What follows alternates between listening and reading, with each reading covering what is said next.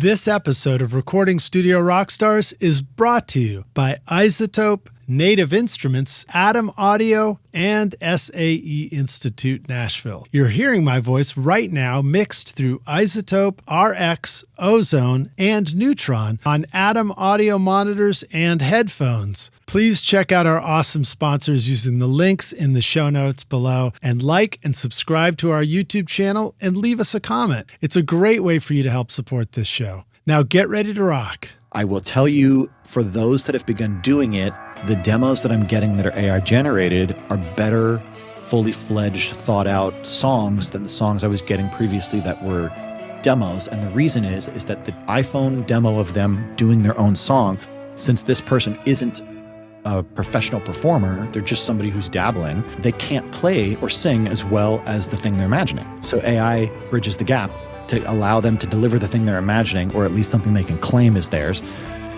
And then they bring it to the producer.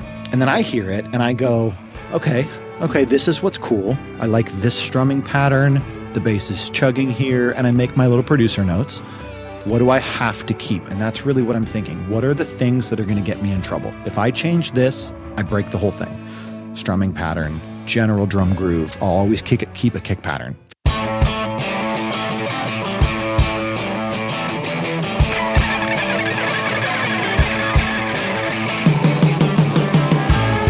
Welcome to Recording Studio Rockstars. I'm Lid Shaw, and this is the podcast created to help you become a rock star of the recording studio.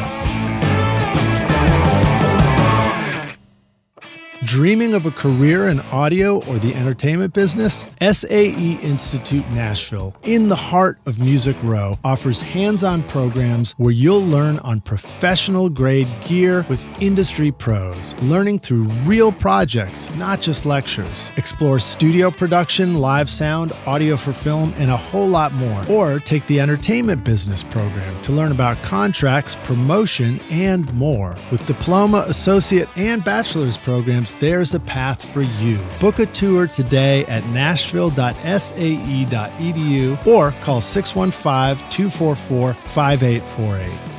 Howdy, Rockstars. It's your host, Lid Shaw, and by God, welcome back to Recording Studio Rockstars, bringing you into the studio to learn from recording professionals so that you can make your best record ever and be a rock star of the studio yourself. My guest today is Daniel Robert Ford, also known as Dr. Ford, an 11-time award-winning and 8-time iTunes #1 record producer and mixer. Originally from the San Francisco Bay Area, he studied at Musicians Institute in Hollywood before making Nashville his home.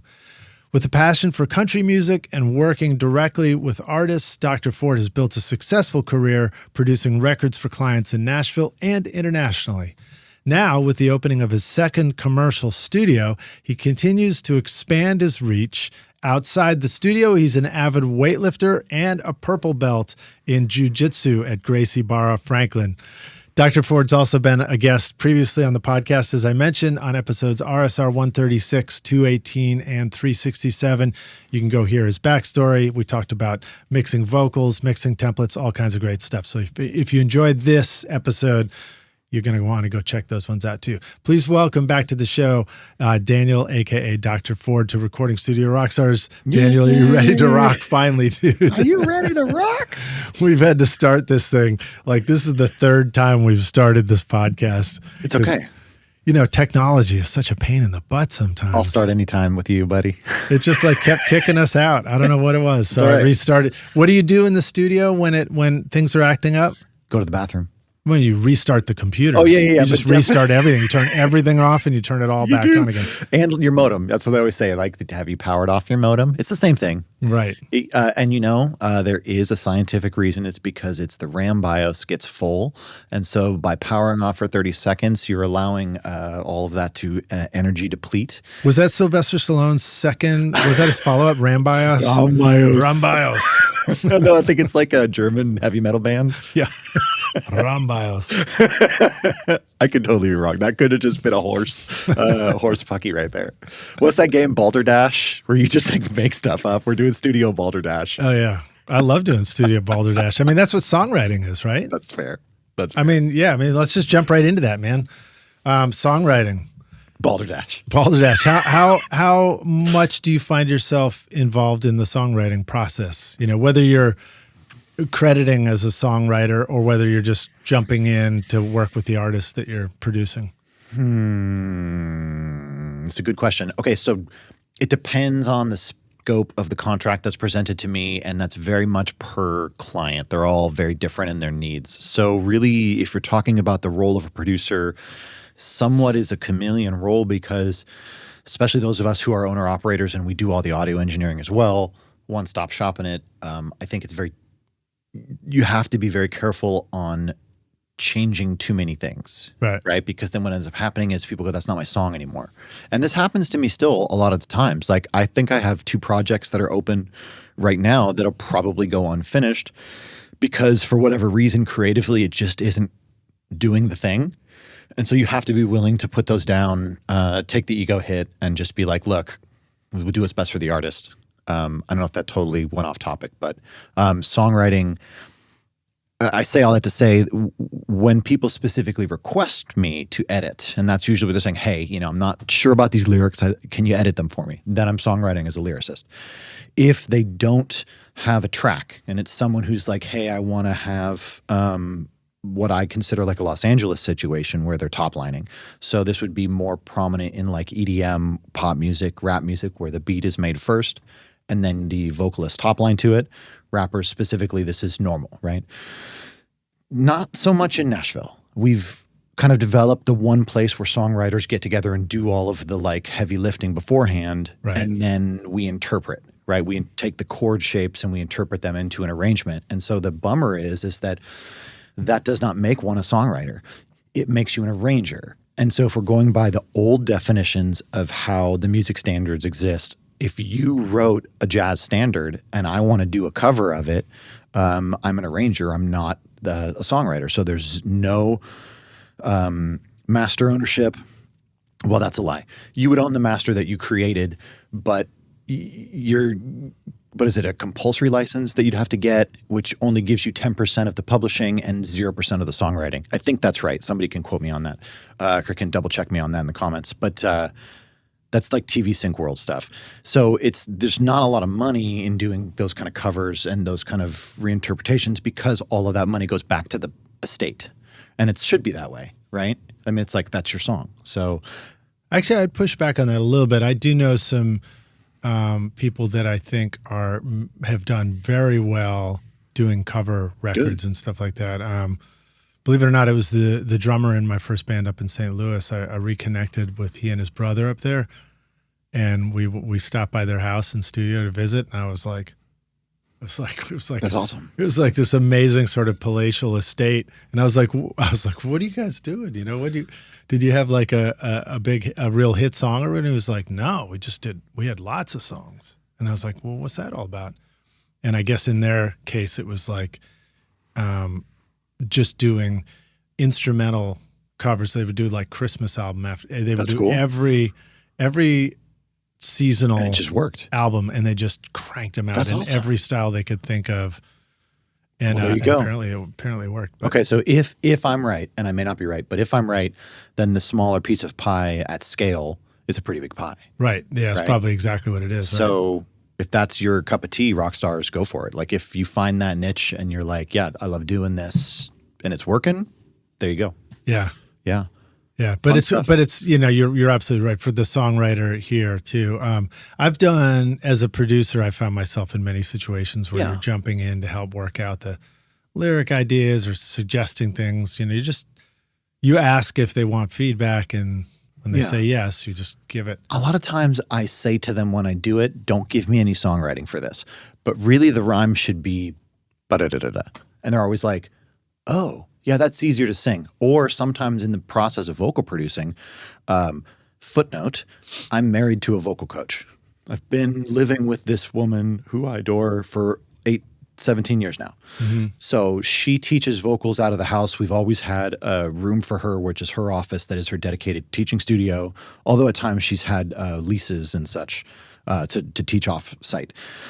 So owner of the Vocal Academy, Hannah Anders, she's amazing. So I have a lot of language in my ear, in my memory of like listening to her through the walls, of coaching stuff, of being a part of it, like as far as like attending some of these master classes and just taking notes.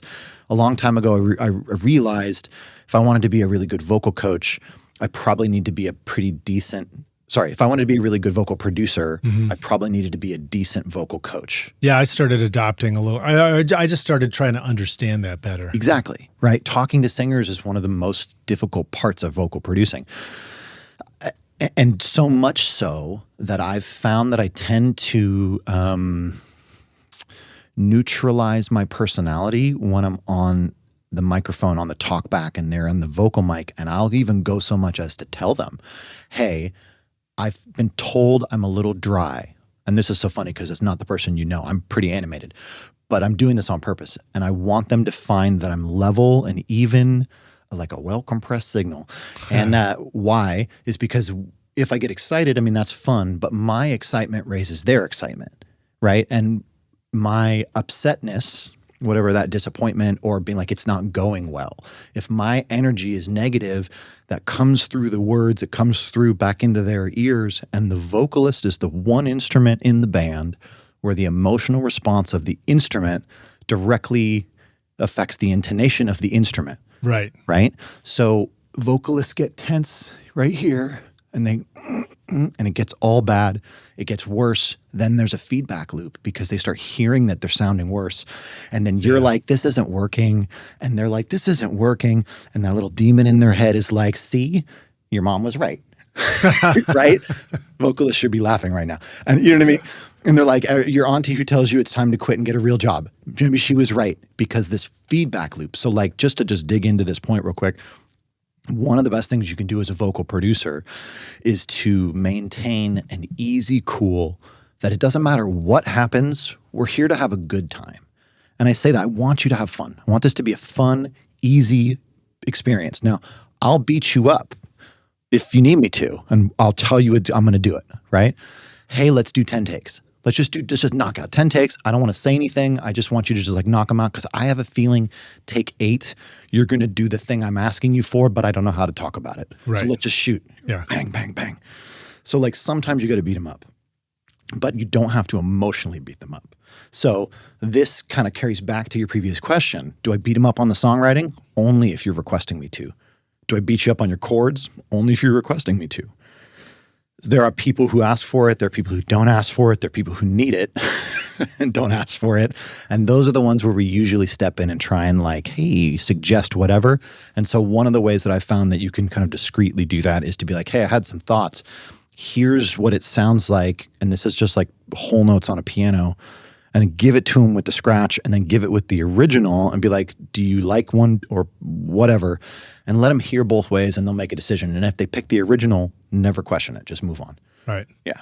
Yeah. There's been so many times where I've had an idea and I suggest something vocally and they maybe just go like, yeah, no, I just prefer this. And I'm like, cool, done with that, Done. you know? Yeah, move on. Yeah. You know, because a lot of the things are just preference. It's hard to know when you're giving feedback as a producer too. I mean, there are some things that you just have an innate understanding of like, this works, this doesn't work.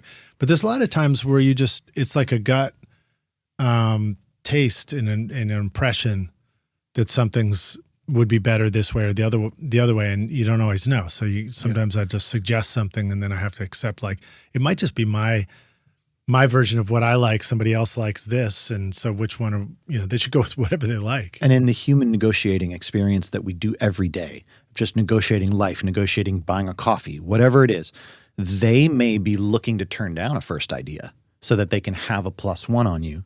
And the next idea you give, they may accept because they've got a +1 on you. Now you're back to neutral. I know it sounds silly, but like if you're thinking about it like blackjack, counting cards. Like, what about Jiu-Jitsu? Do we think about it like that? Yeah, okay, that's a whole Pandora's We'll get there. box. We'll get there. It's such a huge change for me and a huge part of my life now that, yes, I do think about it like Jiu-Jitsu, but it isn't the same because negotiations like Jiu-Jitsu, creating music is just its own wonderful thing. Yeah.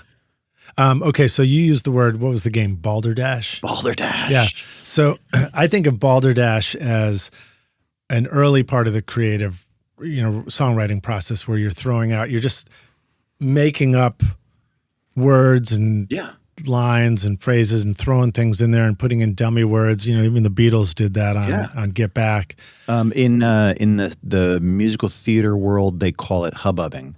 So when your chorus and your job is in the back and you're in the back of the stage and you're making crowd noises, you go hubbub, hubbub, hubbub, hubbub, hubbub, hubbub. That's what you hubbub. That's what it's called. You guys go in the back there and you guys hubbub a little bit right when they walk in and then quiet down when the first line happens. Because it's not an abrasive, it's not like tick, tick, tick, tick, tick, tick.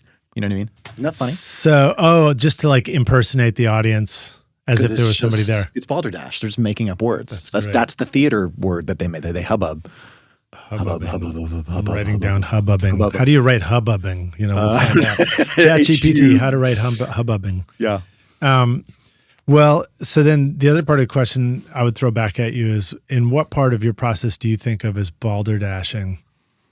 If it's not in the songwriting lyric part, where do you see balderdash happening in your? I mean, the devious devil in my head of truth, because the truth. Well, there's a great quote and I forget it. It's like how you deliver the truth is what defines you as a human, not the fact that you delivered the truth, right? Like, are you kind about it, whatever. I think that the honest balderdash part is when people come in and they're like so confident that they're like, sure, like I am the one. You've had those calls before, I am right? the one. I'm Neo. Like, this is it. Like, this is the way. And then you have to like kind of smile because you're on like song 3,500. You know what I mean? So you're like, look, you could be the one.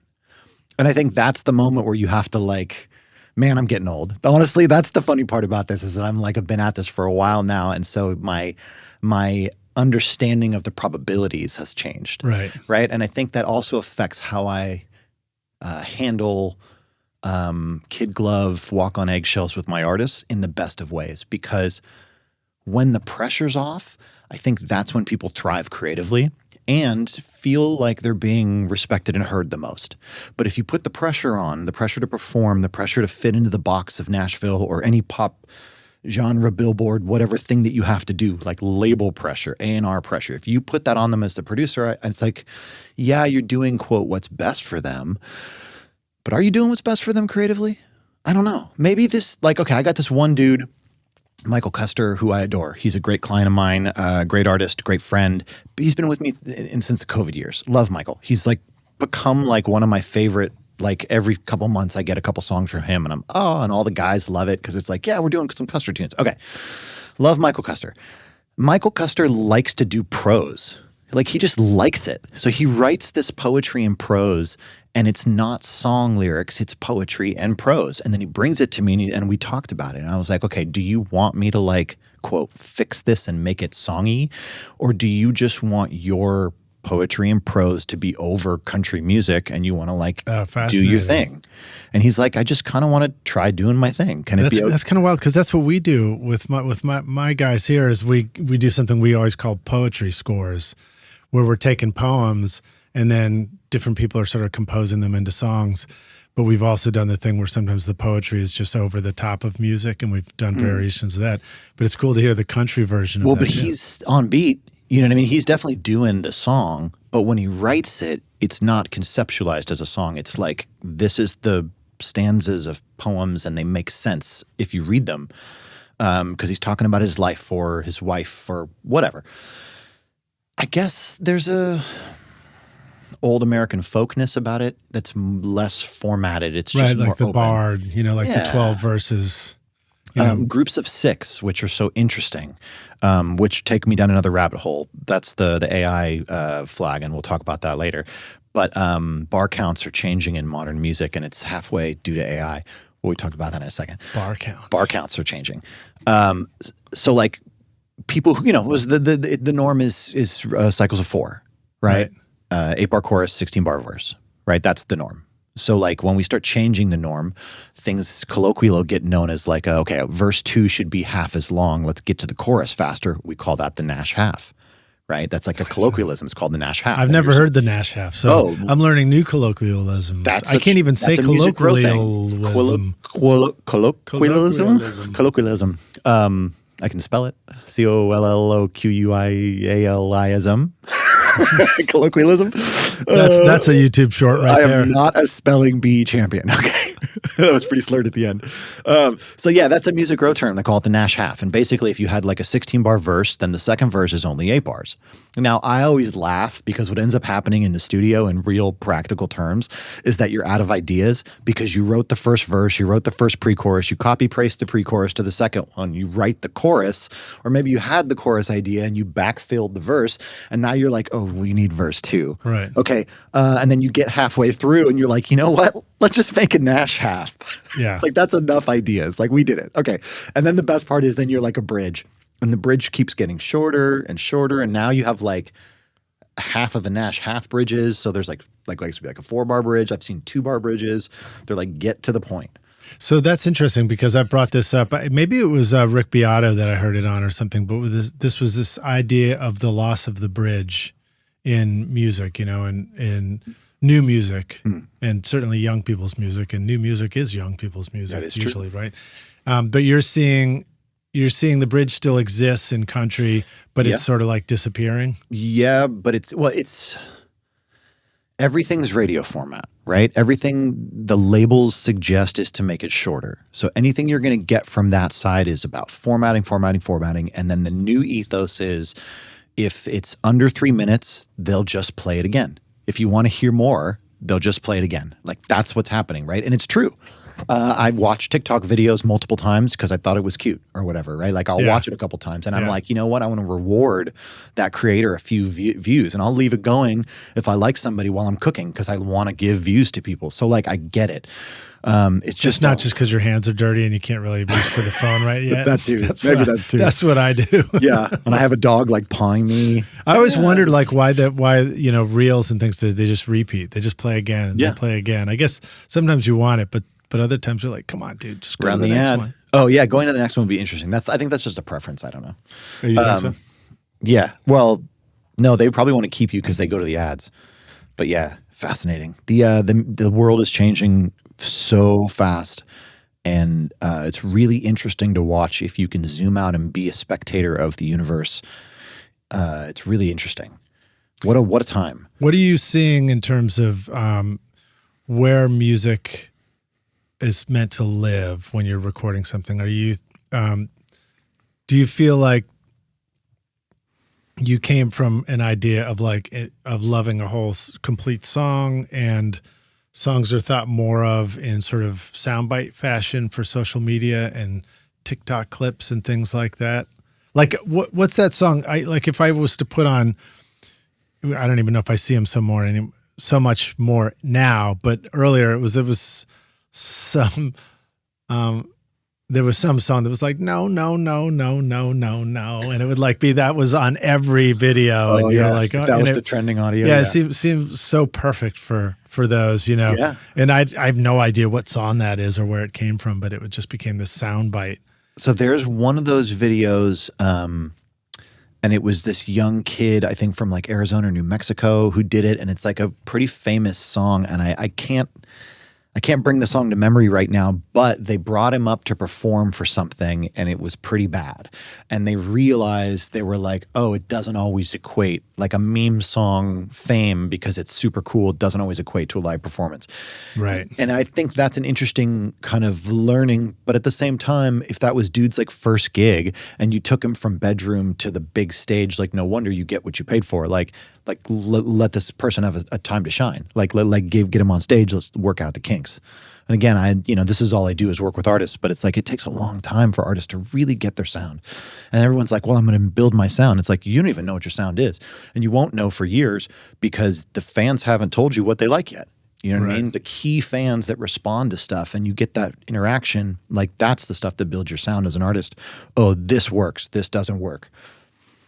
Native Instruments supercharges your music production with Complete 15 featuring Contact 8 new machine hardware integration and cutting-edge synth samples and effects. Contact 8 now gives you the chords and phrases tool for instant inspiration, the Leap tool for dynamic looping, and Conflux, a hybrid instrument for blending organic and synth textures. Plus, Machine 3.0 is here, giving you seamless control over Native Instruments gear and the latest NKS-supported hardware. Use the code ROCK10 for 10% off at nativeinstruments.com. Are you working with artists and discussing like how this might be useful in social media, or is it more like you make the song and then an outtake from the chorus just might be a good clip for? And like, what does that even mean? Is it that the music that succeeds in that world gets used as the bed for somebody else to make a video on top of, or is it like artists are just making shorts of them doing their own little chorus and that gets trending? Well, I can tell you, without naming names, that one of my artists uses a business in town, and they were able to garner 1 million impressions on said artist's song by putting it with creators on TikTok who put the song behind them doing whatever it is they do. Right. And that is a paid service. And at the same time, it's just showing the music off. So yeah, there's definitely that kind of stuff happening in the background. You know, you can never not have an exploitive system, right? For it to work and for it to earn money, it has to have some shady parts of it. It has to be useful. Yeah, it has to be useful. So funny. You just said some shady parts in it, and I just said it has to be useful. Yeah, but it's not useful if it's not gray, right? There has to be ways to cut corners. Like, I'm not going to say like it's morality based because I think that we should be good. But like if you look at the way business works, like there has to be a place where you cut corners. Otherwise, profit doesn't exist, which is actually a really great segue to efficiency. And one of the things that I've been working on over the last 7 years that you've known me has been my efficiency. I do a very specific set of tasks the same way in the same order. My process of making a single has not changed in 7 years. And it was the same before that, but I really just refined it. And so I would just say, like, as a turning point in the convo for the rock stars listening, profit lies in efficiency, not by taking advantage. And there's a poll for morality where there are to be situations where you can take advantage and it never serves you. It doesn't serve your reputation. It doesn't serve you in the town. These are people that are going to come back to you. So to that point, I personally have 2 open contracts right now worth about $1,000 each for the closing. And the only thing they had to do was come cut the vocal. And for a variety of reasons, when a record disappears right at the point where they have to cut the vocal, maybe they couldn't afford the closing, and that's okay. I'm a flexible guy. I can work with them on that if you talk to me about it, but they typically don't. Or for whatever reason, they're not able to deliver on a vocal standpoint. And since we're at the point where it's up to them to do their part, and then they're realizing they're not capable of delivering, that's when it can also crumble. And I can't take that as an ego hit. I have to just be like, dang, okay, they're feeling bad about themselves. And if they're not coming to me and I can't fix this, what do you do? And I don't want to sue anybody in small claims court for not finishing a song with me. That sucks. You know what I mean? So my general thing is because you'll be in the midst of a contractual agreement that doesn't complete but it's, you know, the truth is, I mean, that's just another version of the partnership story. Okay. You know, well, I mean, the partnerships are challenging. You know, That's true. You partner up, you do a thing, and you don't really have control over whether the other partner in this equation does what they said they were going to do. And in this part of the partnership, they're technically your boss. Like if we're drawing out qualifiers, they're the executive producer and I'm the producer, right? Because they're paying for it, and they're the owner, the master. So they're the one who gives you the orders, and you kind of do what they say. And this also is kind of backfills to the talk about creative and how deep I get in the creative side is that only if I'm invited. Right? Because a lot of people hire me. Okay, so like in the TV film world, Megatrax just sent me a batch and they were like, hey, we need this many produced. I've been with them for 20 years. That's a great company. So they'll be like an order for an album. Be like, and then I get to just do me. You know what I mean? Because it's instrumental albums. It's to spec, so they have specific timing requirements for the way they're going to splice stuff up because it's TV film sync. But it's like, okay, then I'm the composer and I write it all and make all the charts, and then I write all the melodies and kind of like plunk them out on piano, and then I bring in my musicians and have them recut it, and then I retain all the songwriting and publishing. That's fun. Does it tend to be in the style that you're already in a comfort zone with? Yes. Like country and rock. The beauty of focusing and specializing is that your brand does get known and you get really good at the thing that you're really good at. And good segue to jiu-jitsu. In jiu-jitsu, they call it your game, all right? Because you're wrestling. It's a sport. So you have a set of moves that you have gotten proficient with, that you like, that you train. They seem to work with you. They seem to work with your body type. They seem to work with opponents. They seem to work against opponents of your similar body type. So like you develop this kind of amalgamation of techniques, and we call it your game. And some people like to play different positions, and I won't get into the jargon, but like you favor one position and you favor these moves, and that's kind of your game. And then everybody has like an A game and a B game and a C game when things go wrong. Yeah. And that kind of is like what we're doing here. My wife has a quote that she didn't write. It's a quote she loves, and I don't no idea who said it originally, but it's be stubborn about your goals and flexible with your methods.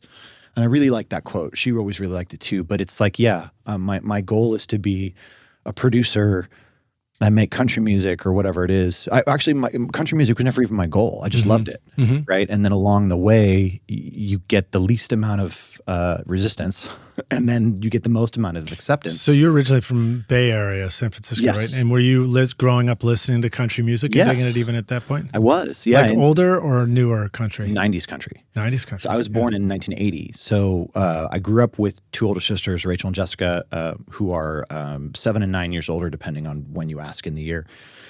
And they were 80s kids. So all of the like new wave stuff, all that came through my older sisters because they were teenagers. So you got the influence. Yeah. And then when I was in 90s, in the early 90s, it was Garth Brooks and Vince Gill and all that stuff. And then it transitioned into hip hop at the end of the 90s for me, as it did for the entire world, and on and on and on. Yeah. Yeah. That's wild. So the efficiency, I agree. And, I find myself always sort of caught in a place there where I love to run my studio very efficiently. It makes me feel good when the session's going efficiently.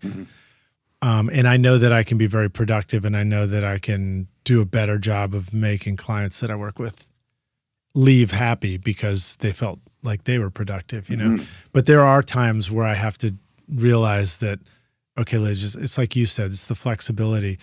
There are times where I have to realize it's time for you to just stop, just slow down, just stop, just take your foot off the gas and let this go at the pace that they want it to go at right now. Yes.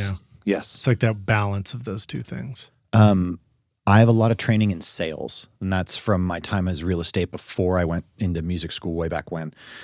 And it's very interesting to shift mentalities from like sales mode into like producer mode, because they're two different Daniels. You know what I mean? Like Dan the salesman. Two different Daniels. Yeah, they are. No, Dan the sales guy is like, my accounts are empty. We've got to get our sales in. And like you start going through all your little, checklists of like, all right, check in with all your people and see when they need it. And let's get some dates on the calendar. And tentative dates are cool too. Just let's get something on the calendar. Like, you know what I mean? You start going through your processes of business. And then when I'm finished with that and I'm like, all right, I've done all I can. And then I can throw that off.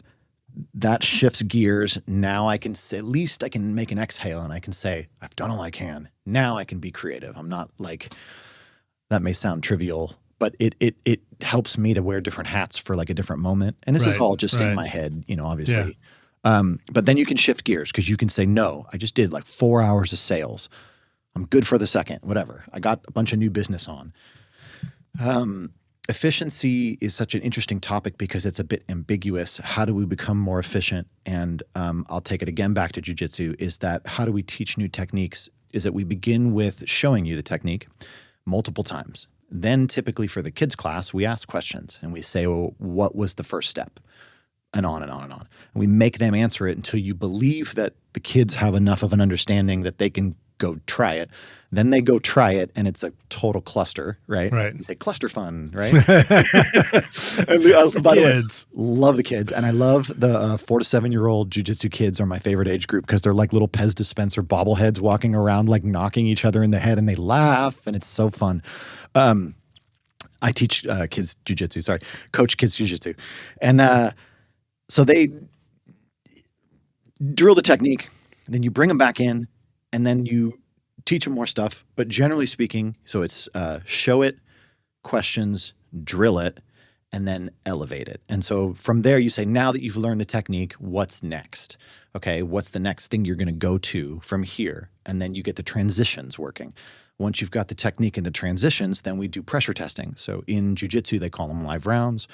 You might do Shark Tank, or we'll call it specific training, which is a resisted roll, but it's starting from these parameters of like, you're starting on your knees, and the winner is when X happens. Okay.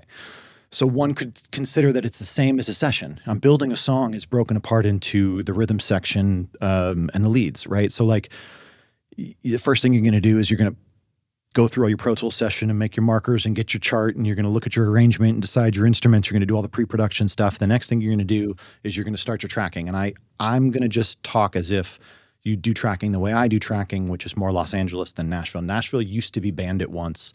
Now I prefer one musician at a time. Overdub mentality. I just prefer it. So I start with guitars, then I bring in my bass player, then I personally do drums and keys. The track is more or less ready. You're playing drums, or are you programming? Sometimes. Both, yes, sometimes. And that's a thing I've been kind of working on, is getting back my drum chops because I let them go.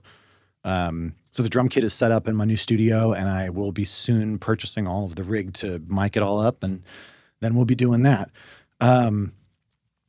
Deliver my track to them, and then I get vocals either come in and record with me, or if it's remote, they'll send me their files, and then finish that, send it back to them, and then it's like last minute overdubs.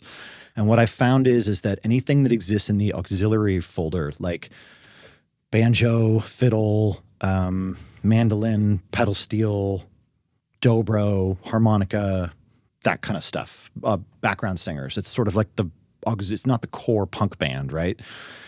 Anything of that nature wants to be after the lead vocal, because they all want to hear the lead vocal, and they want, especially the background singers, they want to know where the pocket is, and they want to be able to match up tonality and feel, and is he kind of nasal? Is he in the back of his throat? Right. Like, so timbre wise, background singer needs to hear the lead vocal. But beyond that, fiddle player, mandolin, when the person's finished singing, they want to put ornaments in the holes, right? So like you have to give them that opportunity. Otherwise, you're just going to have all the fills in the wrong place.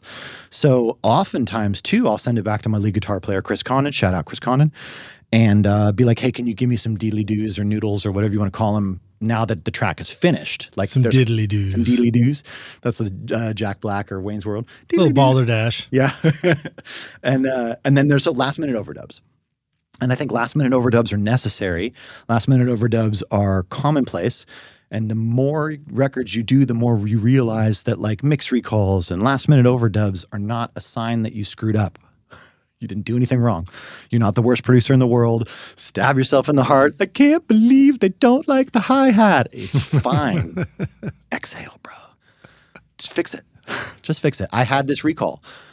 I've never met this human. This is off a Sound Better lead, and they sent me an AI track. Bum, bum, bum. And yeah, we'll get into that too. So I got the AI track, and I was like, this is pretty hip. I like these 12 things about it. We have a conversation. Great. Let me show you what some Nashville players can do. I chart the thing, made a couple chord changes, showed him the chord changes before we tracked anything. What do you think? Do you like this? Yep, we love it. Okay, great. How do you show chord changes to somebody remotely? Either using, what the heck's it called? Audio movers. Mm-hmm. So audio movers is my go-to, and I'll send a stream and just let them hear it. Hear what though? When you say chord changes, is it piano you on guitar usually. Or piano or piano something? For me usually. Well, that's my first instrument, right. Piano. Well, drums and piano. Okay. And then both percussion instruments. Yeah, I agree.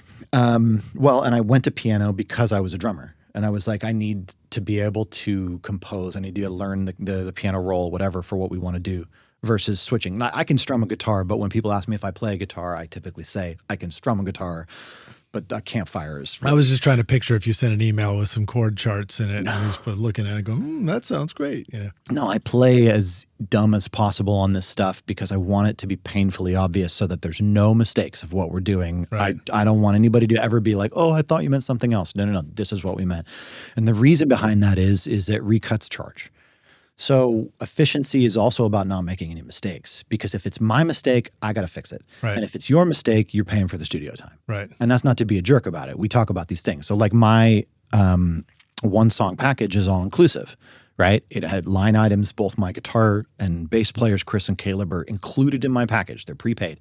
I get my deposit. I immediately pay my musicians. How do you feel like you arrived at the appropriate dollar figure to put on a flat fee for a song arrangement? It's difficult. It's very difficult. There is a range of fees that exist within your market. And if you do not understand the market ranges that exist in your territory, then you are just wildly pricing yourself, and quite frankly, probably pricing yourself out of the competition. Right. So for example, I got a client who is not in my niche, okay? This person was referred to me because they are not happy with the person they typically have now, and they're looking for someone new. I volunteered and said, hey, I'm happy to take you. I'd love to work with you. Amazing singer. I'm just not, that's not what I do. And I have to bite my own tongue and be like, no, it's not what's best for the artist to force them to work with me. Like, I would love that opportunity and I will do my dangest to do it, but it's not what I do. At iZotope, mixing just got even smarter. Introducing the new iZotope Catalyst series, Plasma, Aurora, and Cascadia, designed to transform your sound with intelligent processing for dynamically precise saturation, reverb, and delay. Plus, Neutron now features 3 new modules and an upgraded AI-powered mix assistant to help you get killer mixes with ease. Use the secret code ROCK10 to get 10% off the Catalyst series, Neutron, RX, or any of iZotope's incredible plugins at iZotope.com. We were talking about efficiency in the studio. We're talking about arriving at your rate for the rate. flat rate song production. You know, I assume a part of it has to do with having done enough of them leading up to it that you start to realize how much time it's going to take and how much everybody needs to get paid and stuff like that. So line items are an important part of that because people raise that on you often as well. So we got to keep your with inflation. Right. My musicians raised rates on me last year, so that means my rate went up, which was rough, and I did not raise my rate because the world raised rates on all of us. Yeah, but I didn't get to. Right. So like I haven't raised my rate in like 4 or 5 years now because everything's changing around me. And so the rates go up, but it's not profit for me. So again, we have to double back to efficiency because it's either cut corners, exploit people, or become more efficient. Right. So I'd rather be more efficient. And so the reason I brought up this client that didn't come to me is that now that they're not coming to me, I can be on their team and I can help them figure out who the next person is. And so I'm starting to see other rates. And this one person sent rates to the artist, and it was double my rate. And I looked at the artist, and I was like, I mean, do you hear what this is delivering? And it was not worth double my rate. Right. And they're like, okay. And they're having a conversation in their head because they're like, well, I could have had this dude for this rate, and now this is the only thing I can find that's decent, and it's not even that good, and it's double the rate, right? Because of scarcity of location, right? And okay, she's not going to hire that dude. I shouldn't have said she, but she's not going to hire that dude. And the reason is that because that dude doesn't understand his position in the market. Therefore, it shows the experience is not there, right? Because if this person has existed in this market for quite a while, they would know, especially in Nashville, that for that price range they were quoting, which is double my rate, you can get some heavy hitters here in Nashville. Now, if you're going to price yourself at the level of the heavy hitters, and I'm talking big dogs, then you better have accolades and audio that measure you up to the big dogs. Otherwise, you're just taking advantage of people until someone catches on, right? Because at a certain point, you're going to do one song with these people, and they're going to be like, this is not working. And why isn't it working? Well, because there's so much more involved in it that comes through 20 years of experience. Yeah. Right. But this person doesn't have that, which is evidenced by their overpricing themselves out of the market. So either what's going to happen is you price yourself out of the market and you end up having to give a lot of discounts, which is always indicative of a higher price. And I never want to give discounts. I'd rather just pay this and I'll take less every year. You know what I mean? If the prices go up around me, I'll take the hit. But like giving discounts is such a bad energy for your business. Like it is what it is. Anyways, I digress. Well, I mean, some say that it's better to keep your rates high and offer a discount than to lower your rates. You know, if you're trying to figure out how to make an adjustment in a situation. I'm not describing yours. No, that's one topic. Like, I mean, look, there's a million ways to do this. I just know the one that seems to work for me, and you have one that works for you. And if everybody gleans the best parts of both of our situations, they got a pretty good situation of wisdom. So that's good. Yeah. I would think like my podcast is a bit more of an analogy to what you're talking about, a flat rate thing. So like working with I have to go too much into the details here, but like, for example, if I was to have a sponsorship arrangement or something like that, it would be a flat rate situation. And then I would feel more the onus to get it really efficient with how I produce it so that it works within that, you know. And then sometimes rates go up. I mean, that's just part of the business that we're all in, you know. And we are at a time of inflation and people are making less money, which means that certain things get cut first. So we have to be very mindful of budgets. One of the things that I always take the standpoint that I make creative offerings. Hey, you know what would be really great would be a $1,500 brass section. But I make those creative offerings knowing that it's super expensive, and I always caveat them, be like, hey, I know this is a lot of money and I have there's no pressure on this, but it would be super great if you did this, it would be really awesome, but like, don't worry about it if you don't. Like, right. You know what I'm saying? Like brass is expensive because you're going to pay like. Well, you got to bring a group of musicians. Yeah, plus an arrangement fee for the paper and a couple $100 per hour per person. Like brass is good. I love brass, but it's not cheap. So like when you make those offerings to people as like a last minute overdub, it's like you have to do it knowing that you're like about to just reach into their pocket at the hardest time we've had in a few years. So like you got to be kind with that stuff. And just be, don't worry what stuff gets shut down. And at the very least, mock-ups really can help sell something like that. So if you've got some native instruments, whatever, mock up your idea, send them some reference tracks, and like be like, here's what I'm thinking. If there was budget for it, you got to go into sales mode for that, and sell it. But only sell that kind of thing hard if you think you got a chance at a big record. And knowing that is really tough. Yeah.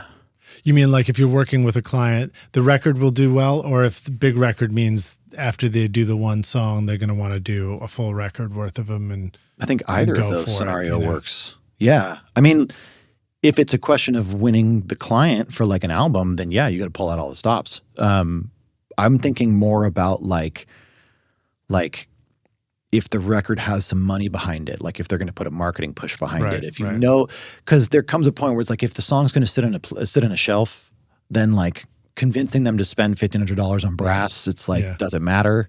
Yeah, no, it depends. Some clients will still, some clients we might work with are making something for their own like life experience. Like they just really want to make this one beautiful thing. Definitely make the suggestion. And it can be totally worth it for them too. Yeah, but some are in it because it's their career and it's gotta the numbers have to add up at the end of the day, so they gotta be able to make sales somewhere, whether it's selling a record or whether it's streams or whether it's this takes them to a next level.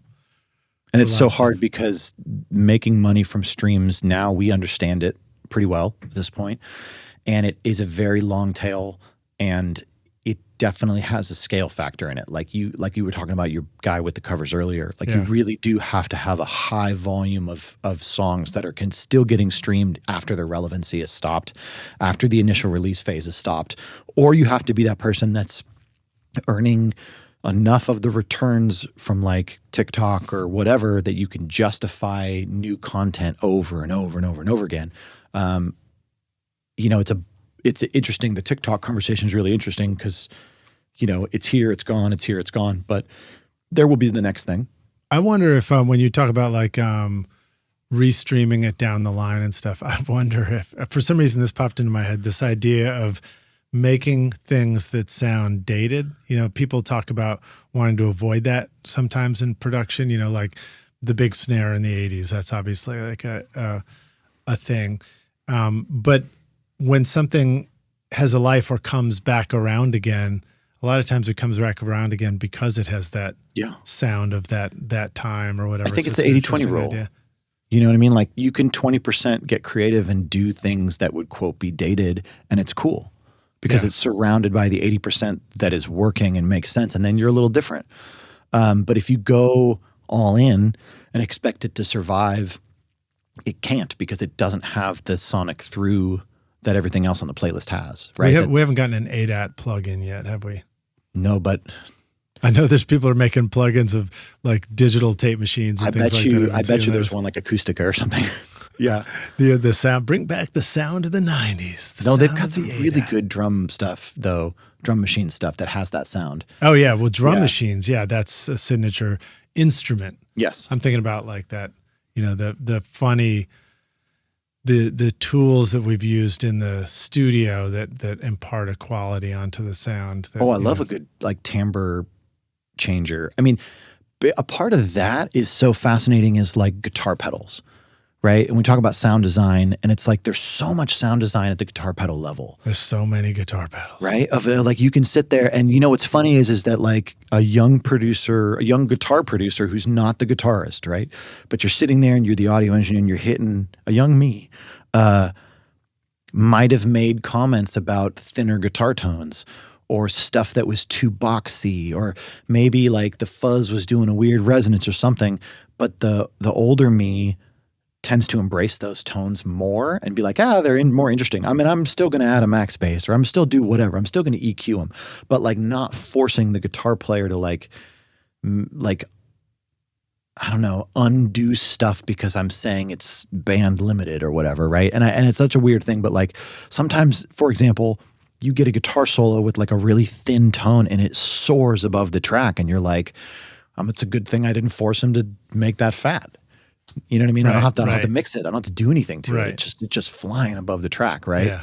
So like it's interesting because like guitar players are pretty good with their sounds. And that's tricky to do, especially with what you're talking about when you're doing overdubs, you're building records one brick at a time, like that, is having the foresight to know what kind of sound something needs to be so that when everything else is there, it'll sit just right. Yeah. You think about like bright sounds, you mentioned a thin guitar sound, but think about like, the classic, like the Yamaha C7 piano in country music with lacquered hammers where it's really got that bright attack on it.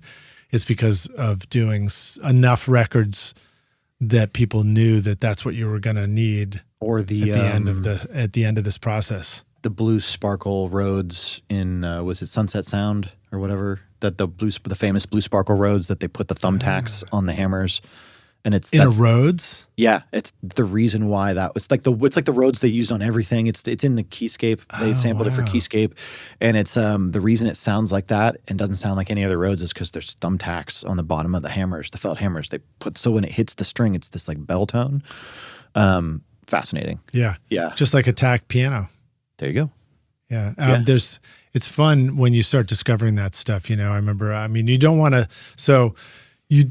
to stick tacks in your piano hammers to see what it sounds like, because it actually will mess up the hammers when you want to have the tacks out. But there are cool tricks you can do for a piano if you want to have that tack piano sound.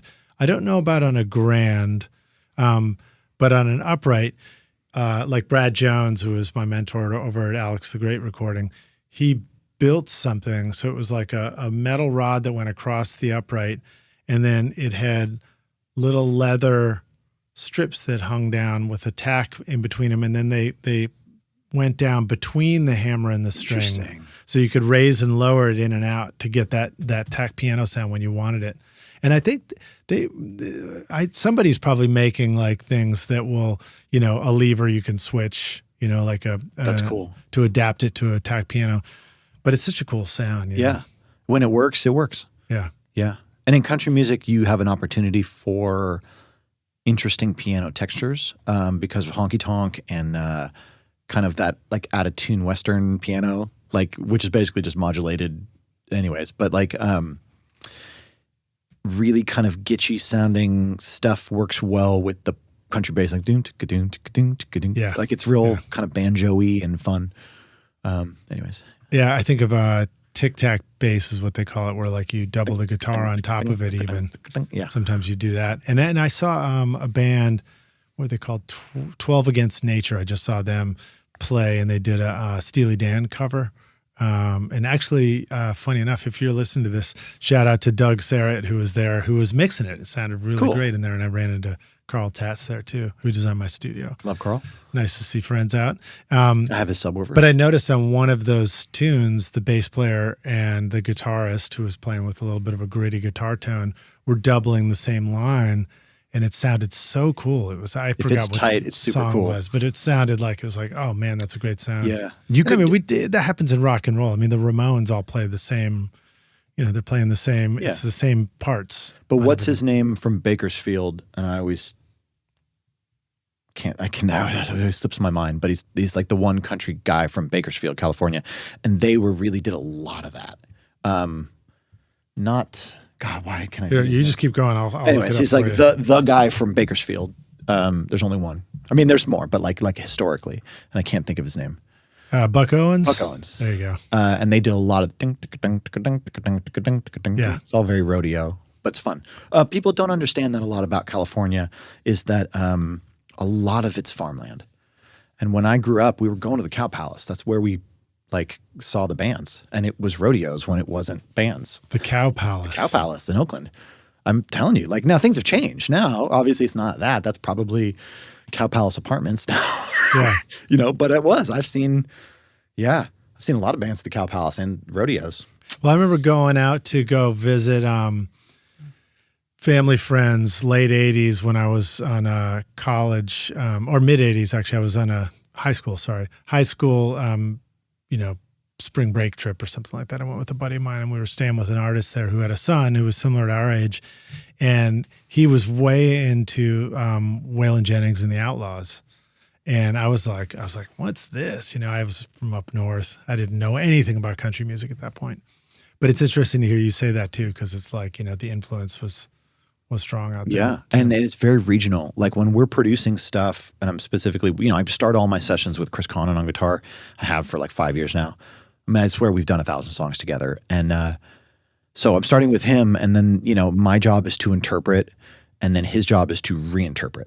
You know what I mean? Like I tell him the thing from the client, and he goes, okay, I think you're saying this, through his fingers, right? Session guitar is so fun because I love a great guitar player just private concert right in front of you. Yeah. So it's such a fun thing because I always say, like, who's your favorite guitar player? And it's like at this point, Chris is my favorite guitar player, and I get to watch him play private concerts for me all the time. It's super fun.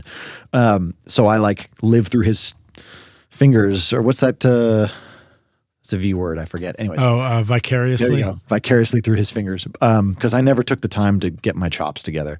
Like I can play, but I can't like play. Sounds like a prescription drug, doesn't it? Vicariously. Vicarious. He was hooked on living vicariously. Are you tall, short, old, young, near, far? You too could live vicariously with Vicariol. There it is. Are you ready to launch your career in the audio or entertainment business? SAE Institute Nashville, right here in the heart of Music Row, offers hands-on programs to prepare you for the industry. From studio production and live sound to audio for film and a whole lot more. You'll learn by doing, working with professional-grade gear alongside experienced industry pros. If you're more into the business side of entertainment, SAE's entertainment business program program teaches essential basics like contracts and promotion to help you navigate the industry. With diploma, associate, or bachelor's degrees, there's a path for everyone. Plus, Career Services supports graduates as they take the next step. Want to see it for yourself? Immerse yourself in Nashville's exciting music scene and book a tour today at nashville.sae.edu or call 615-244-58. Howdy Rockstars, we're back now for the jam session, aka the second half of the show. My guest today is Daniel, aka Dr. Ford. And you ready to jam, dude? Heck yeah. All right. So tell us about your new studio. I think you just moved into a whole new place. Yeah. Right? So 2024 was a crazy year for me. A variety of things, and all for the good, net positive, you know. So I was in year 6 and change at the Sound Kitchen. I had a commercial lease there, did 5 years, and then I renewed my lease. And so everything was good. I would have stayed indefinitely, but I knew that there was coming a point where the owners were going to retire and sell. And there had been people that were circling around, and various people that were unsavory had come throughout the years and tried to like take it, you know, by swindling and stuff, as happens, I'm sure. And, you know, it is your job as the business owner to fend them off. And it's sort of funny, you know, think about food. If somebody's unsavory, does that make them sweet? No, salty. That's what it is, that's right? Good. That's good. No, unsavory. That means you lack depth and no, it's bland. Bland people. Yes. All right. So continue. So you built a new. I think you told us sort of part of a bunch of the story too last time, probably because I think it was just getting ready to happen. No. It happened out of nowhere. So okay, maybe it was when we had lunch then. It was when we had lunch. Yeah. So last April, I was like a Wednesday afternoon, and I was sitting in my studio just working. Tuesday or something like that. Anyways, and the owners texted, said, "Hey, can we come in real quick?" And I was like, "Yeah, come on in." And I had seen 2 suits, 2 ladies that I thought were realtors because they just had like that look of like kind of corporate look about them. Yeah. And I just figured they're realtors. So in the back of my head, I was like, oh, I think they're going to sell. And maybe they're going to tell us that they're listing it or something. So don't be surprised if whatever, right? So I was like, yeah, come on in. So they came in and they were like, hey, we need you out in less than 30 days. And I'm going to cut to the chase on the story because I don't want to get too deep into stuff that I shouldn't talk about. We need you out in less than 30 days. We've already sold it. The escrow closes on blah date, and we need you out in less than 30 days. Now I had less than 30 days. Less than 30 days. Wow. Less than 30 days. Now I had an active lease. I had many months left on this lease. And meanwhile, it's not like you were in the middle of many projects that you made great promises to people and you were like trying to keep everything I had an ongoing business. Yeah. And so I said, look, I mean, I can definitely stop taking business as of right now. And with the business I have on the calendar, in theory, I can make these dates work. Yes. But anyways, cut to the chase. Lawyers got involved. They were forced to buy me out of my lease, which was good for me. And so I left pretty quickly in less than 30 days after a small back and forth. Shout out to lawyers. And so they bought me out of the lease. And so I had a little bit of money to play with. That got me through the next 4 months of searching. It took me 4 months of everyday searching all summer with a realtor, with multiple realtors. I had 2 different realtors looking. Shout out Rick Deckbar, great realtor in Berry Hill. Love that guy. So I actually got to see Westlake Audio. This was in June. Westlake Audio, if I can talk about this, ditched their lease. They just walked out. Oh, right. The shop in Berry Hill. Yeah, they're under some serious problems right now. And so I won't get deep into that rabbit hole. But I got to go tour Westlake Audio, and I almost rented it. And it was going to become That would have been your Daniel studio. Ford Great audio. location. Amazing. Unfortunately, they took all the acoustic treatment out, which is it's no surprise.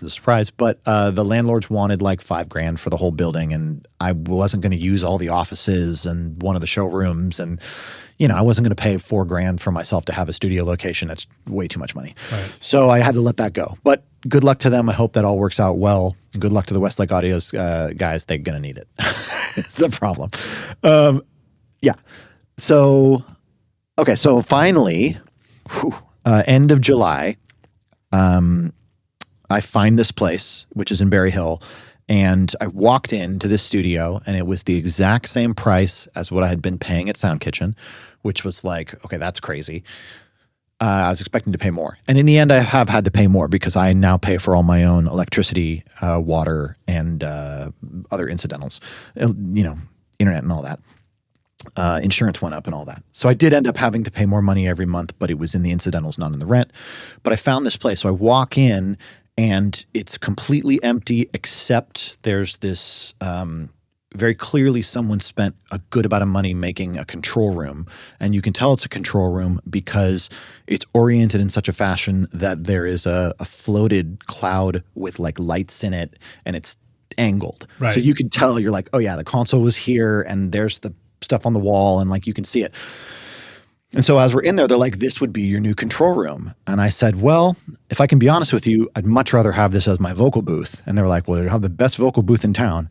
And I do. I have an incredible vocal booth because it was built to be this like dead control room. And so when you take all the furniture out, it has just the right amount of nothing and just the right amount of like wood floor. And it's a killer vocal room. I can do a full drum kit in there. So that's awesome. And what part of town are you in for that? Just outside Berry Hill. So it is technically cool. Berry Hill, but I'm not on the strip where Studio Row is. Right. Demo Row or whatever they call it. Yeah, Bransford. Yeah.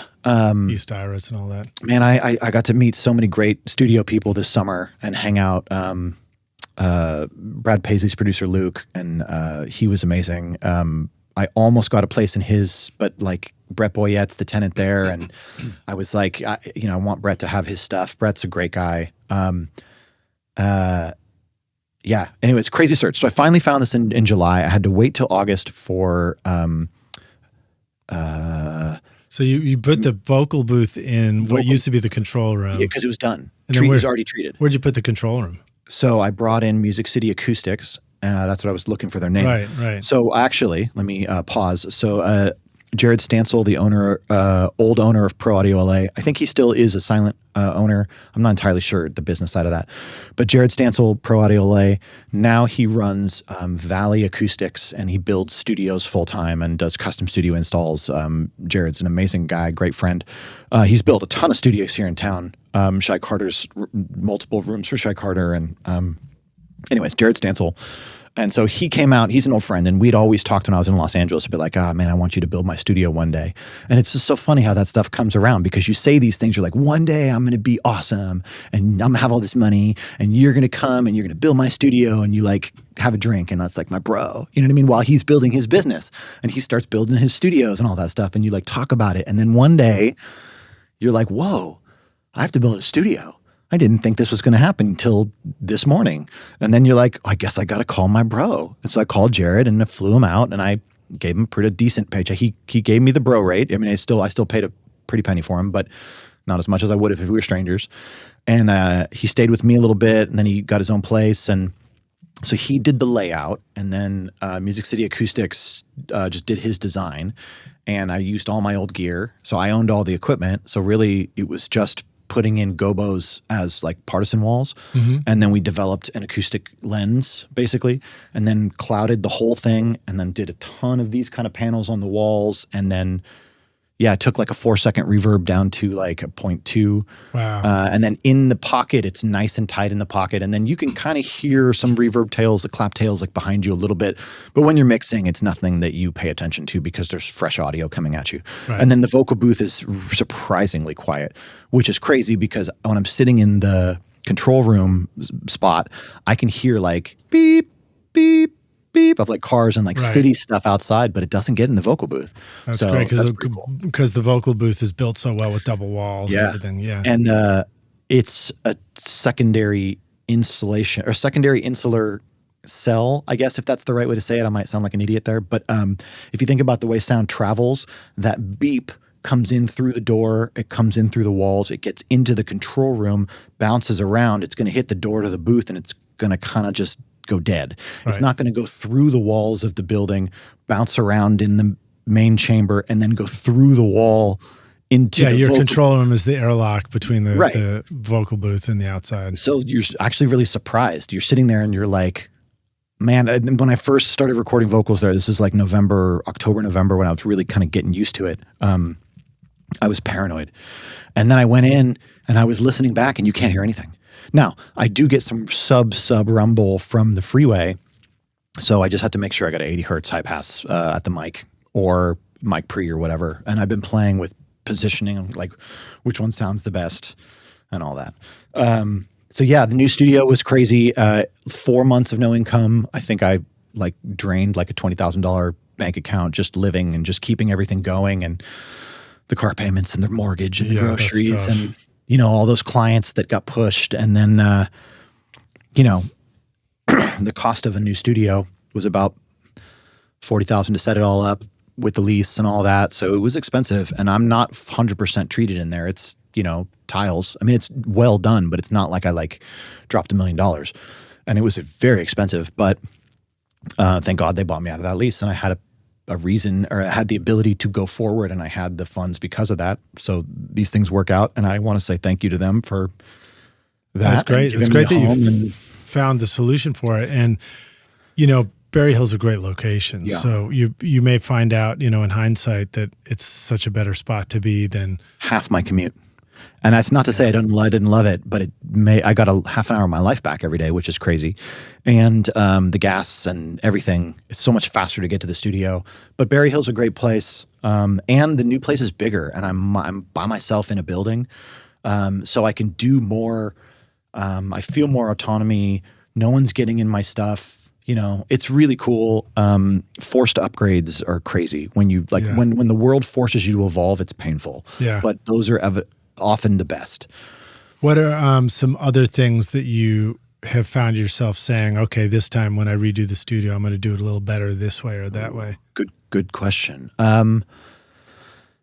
You know, I've always had the opinion that when I'm buying studio gear, that primarily I want to rely on infrastructure purchases over toy purchases. And that's not because compressors and EQs aren't awesome, and they are, but those are luxury items with the quality of plugins that we have now. I mean, what do I pay? $25 a month for Plugin Alliance, and the plugins are spectacular. I pay for the SSL bundle, $15 a month.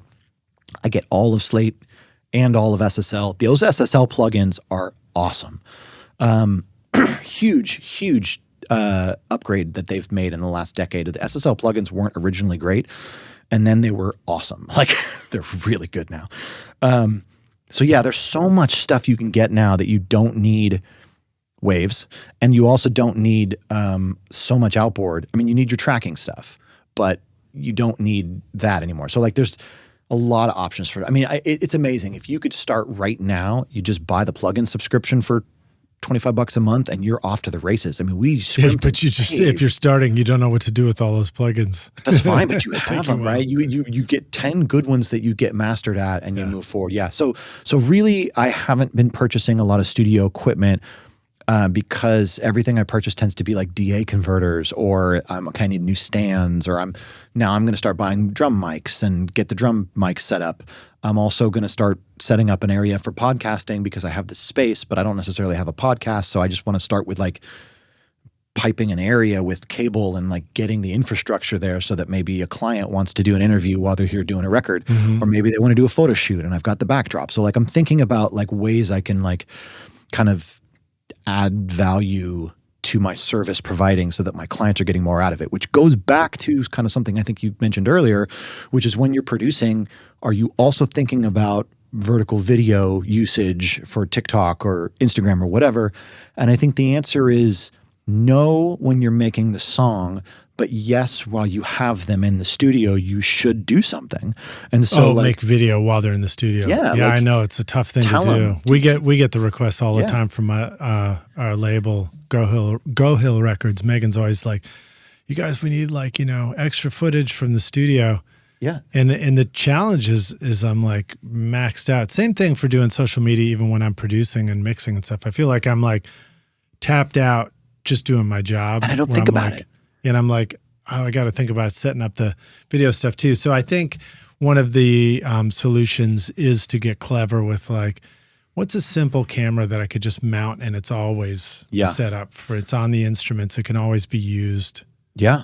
And this comes back to efficiency.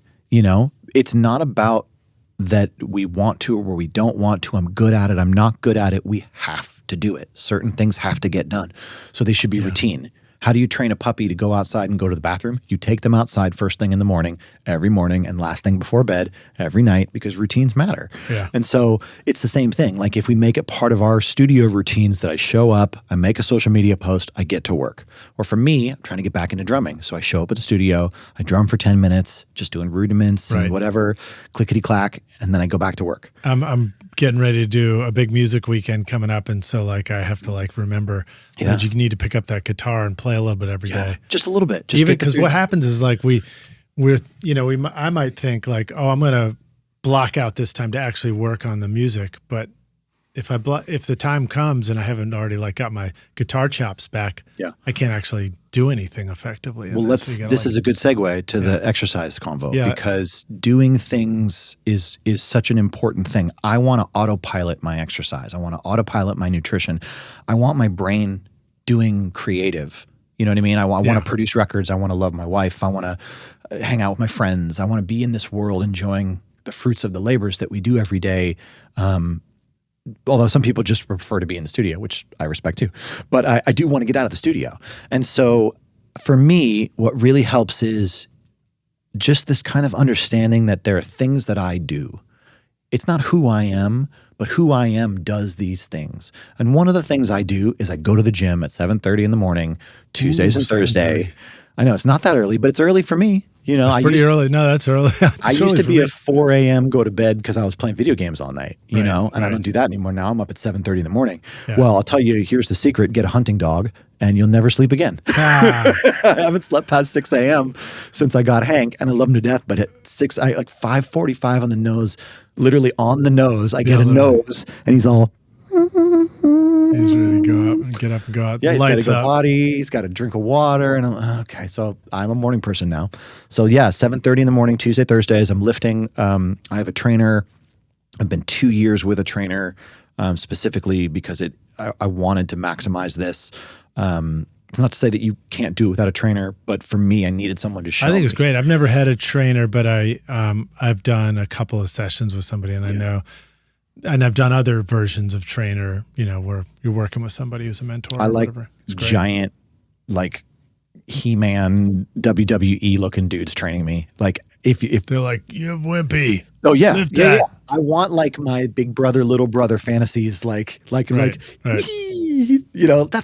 my big brother. He's awesome. When you have somebody else telling you to just do one more. Yeah. Well, and I love... all of a sudden you come up with this energy to do it. Rock your music production with the updated Complete 15 bundle from Native Instruments, featuring Contact 8 and expanded hardware integration. Whether you're crafting cinematic scores, EDM bangers, or experimental soundscapes, Complete 15 gives you industry-leading synths, sampled instruments, and creative effects to bring your ideas to life. Contact 8 introduces powerful new tools like chords and phrases for instant inspiration, the Leap tool for dynamic looping, and Conflux, a hybrid instrument blending organic and synth textures in real time. And with Machine 3 now available, you'll enjoy even tighter integration with Machine Plus and the latest NKS-supported hardware from brands like Akai, Korg, and Novation. Plus, Complete 15 features revamped Massive X,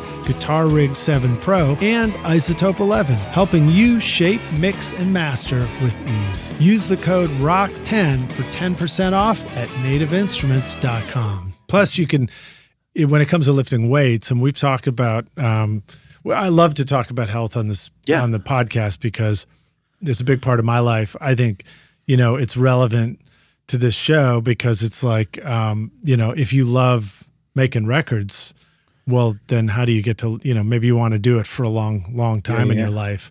And so we need to be aware of things like staying healthy so you can physically keep doing it, protecting your ears so that you can still hear. Well, the working out thing has been really a massive change for me. And I'll say I can't recommend it enough because I feel like this world needs more power nerds. More like right. roided out band geeks. You know what I mean? Like seriously. It's like I wish that I had known what I know now. Everybody says that. Every like old dude says that. But like, and I'm 44 now, and I've been making music for the better part of almost 30 years, and that's probably a lie. Let's say like 25 years, but it changes you. And you change, and then you start thinking about things different. My knees hurt now when I'm sitting for too long, or like my butt hurts because I'm thinner now, so I don't have all this fat on my butt. So like, it's like funny how these things change. And now I have to like eat properly, both to maintain energy so that when I go to jiu-jitsu after being in the studio all day, because I'll sit in the studio and just drink coffee all day and like never drink water and drink Diet Cokes and be like, this is great. You're all like caffeinated and you haven't eaten anything. You can go to jiu-jitsu and you burn out in the first 15 minutes because you have nothing in your system. And all of the glycogen that should be in your muscles is depleted because you used it all because you didn't replenish it. So like, I have to like set intervals for eating now, and I have like different times that I'm like, I can't have a coffee after this time, and I got to have oatmeal at this time. I mean, it's crazy. And it's all great, when you think about it, like when you get your head wrapped around your health and when you finally get control of it. So many of us feel very out of control of our health for a long time. Yeah. And then we finally get a hold of it, and then you cling to the thing that gave it to you. I'll just tell you, for me, macros and an excessive amount of exercising is really what's changed it for me. But more than that, I had my eureka moment. And I don't know if we've told you this story before about the wedding where I saw my dad. So I'll just briefly talk this one. But for me, the health moment happened at my wedding rehearsal dinner the night before I got married. And I hadn't seen my dad in like 5 years because I moved to Nashville and he lived in Northern Oregon, and I just hadn't seen him in like 5 years. And he walks in, and I look at him, and he's a skeleton of a man. And there's a photo that my oldest sister snapped, and I'm opening up his suit jacket, and I'm looking, and the look on my face when I'm looking at his bones in his, hanging shirt that's like hanging on him. He just looks like a walking skeleton. He's just let his health go. And I love my dad, but I was like, whoa. And it just like shook me to my core when I was like, this is my body. Like, this is my skeleton. Like, I can see it. And like, this is your future, bro. Like, his teeth are gone. As far as like the health is all bad. You'd need serious dental stuff to come back from that. Guaranteed cirrhosis of the liver from drinking too much. Smokes cigarettes, so his lungs are jacked up. Hernias, multiple hernias he never got taken care of because he's a veteran, and so he had to do everything through the VA. So that's been a nightmare for as long as, I've been alive. And so he's a mess. And it hit me, and I thought to myself, I was like, man, this is it. Your one chance to do this is now, because if you wait and try and do this for the first time after all of your good chemicals have like dwindled, because that's what sort of happens to men. Obviously, our testosterone starts to come off, our IGF and human growth hormone and all this stuff just starts to go away. And so if I wait until afterwards, what an uphill battle this is. So if I can start now while I still have some of my good juices left, let me go as hard as I can for as long as I can. And then the hope is that what I've built in these years, because I should have started earlier, but what I build over the next decade will sustain me through the last half of my life. Right. And more than that, I want to protect my wife. I want to protect my family. I want to be in a position where I can defend the house that I've built through music. And so there was multiple times at the Sound Kitchen where strangers walked in. And one of them was crazy. Like certifiable. Like, you have that conversation with someone and you're like, dude, there's this crazy person sitting in my studio telling me made up stories and like it's gibberish, and you're like, this could be really bad.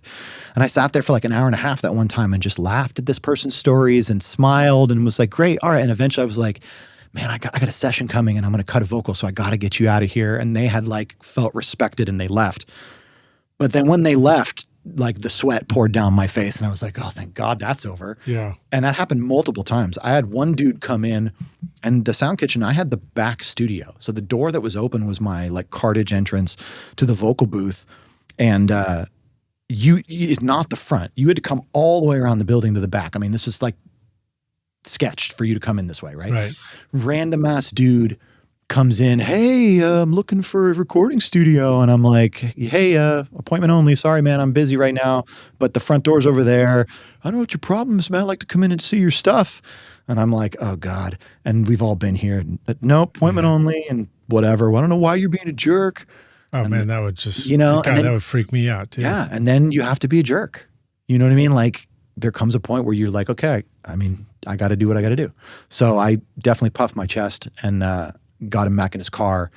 I told him he was trespassed and I started calling the police and like, you got to do what you got to do. Yeah. But like aside of this is like, when I started wrestling, I understood a lot of stuff for the first time. And one of them is that weight classes matter.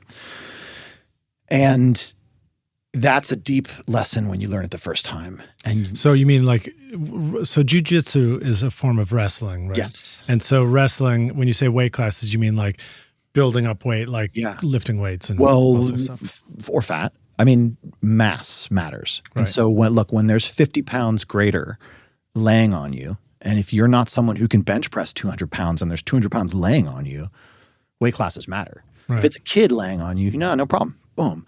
And so what happens at jiu-jitsu in the first 6 months is you learn intimately, one, technique is awesome. And then because there will be someone smaller than you who just whoops your butt. And you're like, whoa, technique is awesome. So skill and technique is awesome. And then you have the big dogs. Like I got this one dude, Andrew Sauce, 270, strong, 6'5", big dude. Man, what a pain in the butt to wrestle with him. I love him to death. Great guy. Wrestle with him anytime you want. But I don't win him. He's huge. And it's like, he can just lay on me. And he just goes potato. And I'm sitting there and you're like, there's nothing you can do. You know what I mean? We talk about self-defense. I mean, it's like if he was throwing punches, I'd be in trouble. So like weight classes matter. It's a funny thing. And that just goes to like shout out to all the people who lifted weights in high school and like the wrestling team and the football teams and all that stuff. I wish that like some degree of wrestling and weightlifting was mandatory for all students, because I feel like if you had jocks and band geeks lifting weights together and you had a bunch of strong band geeks, they'd all be friends.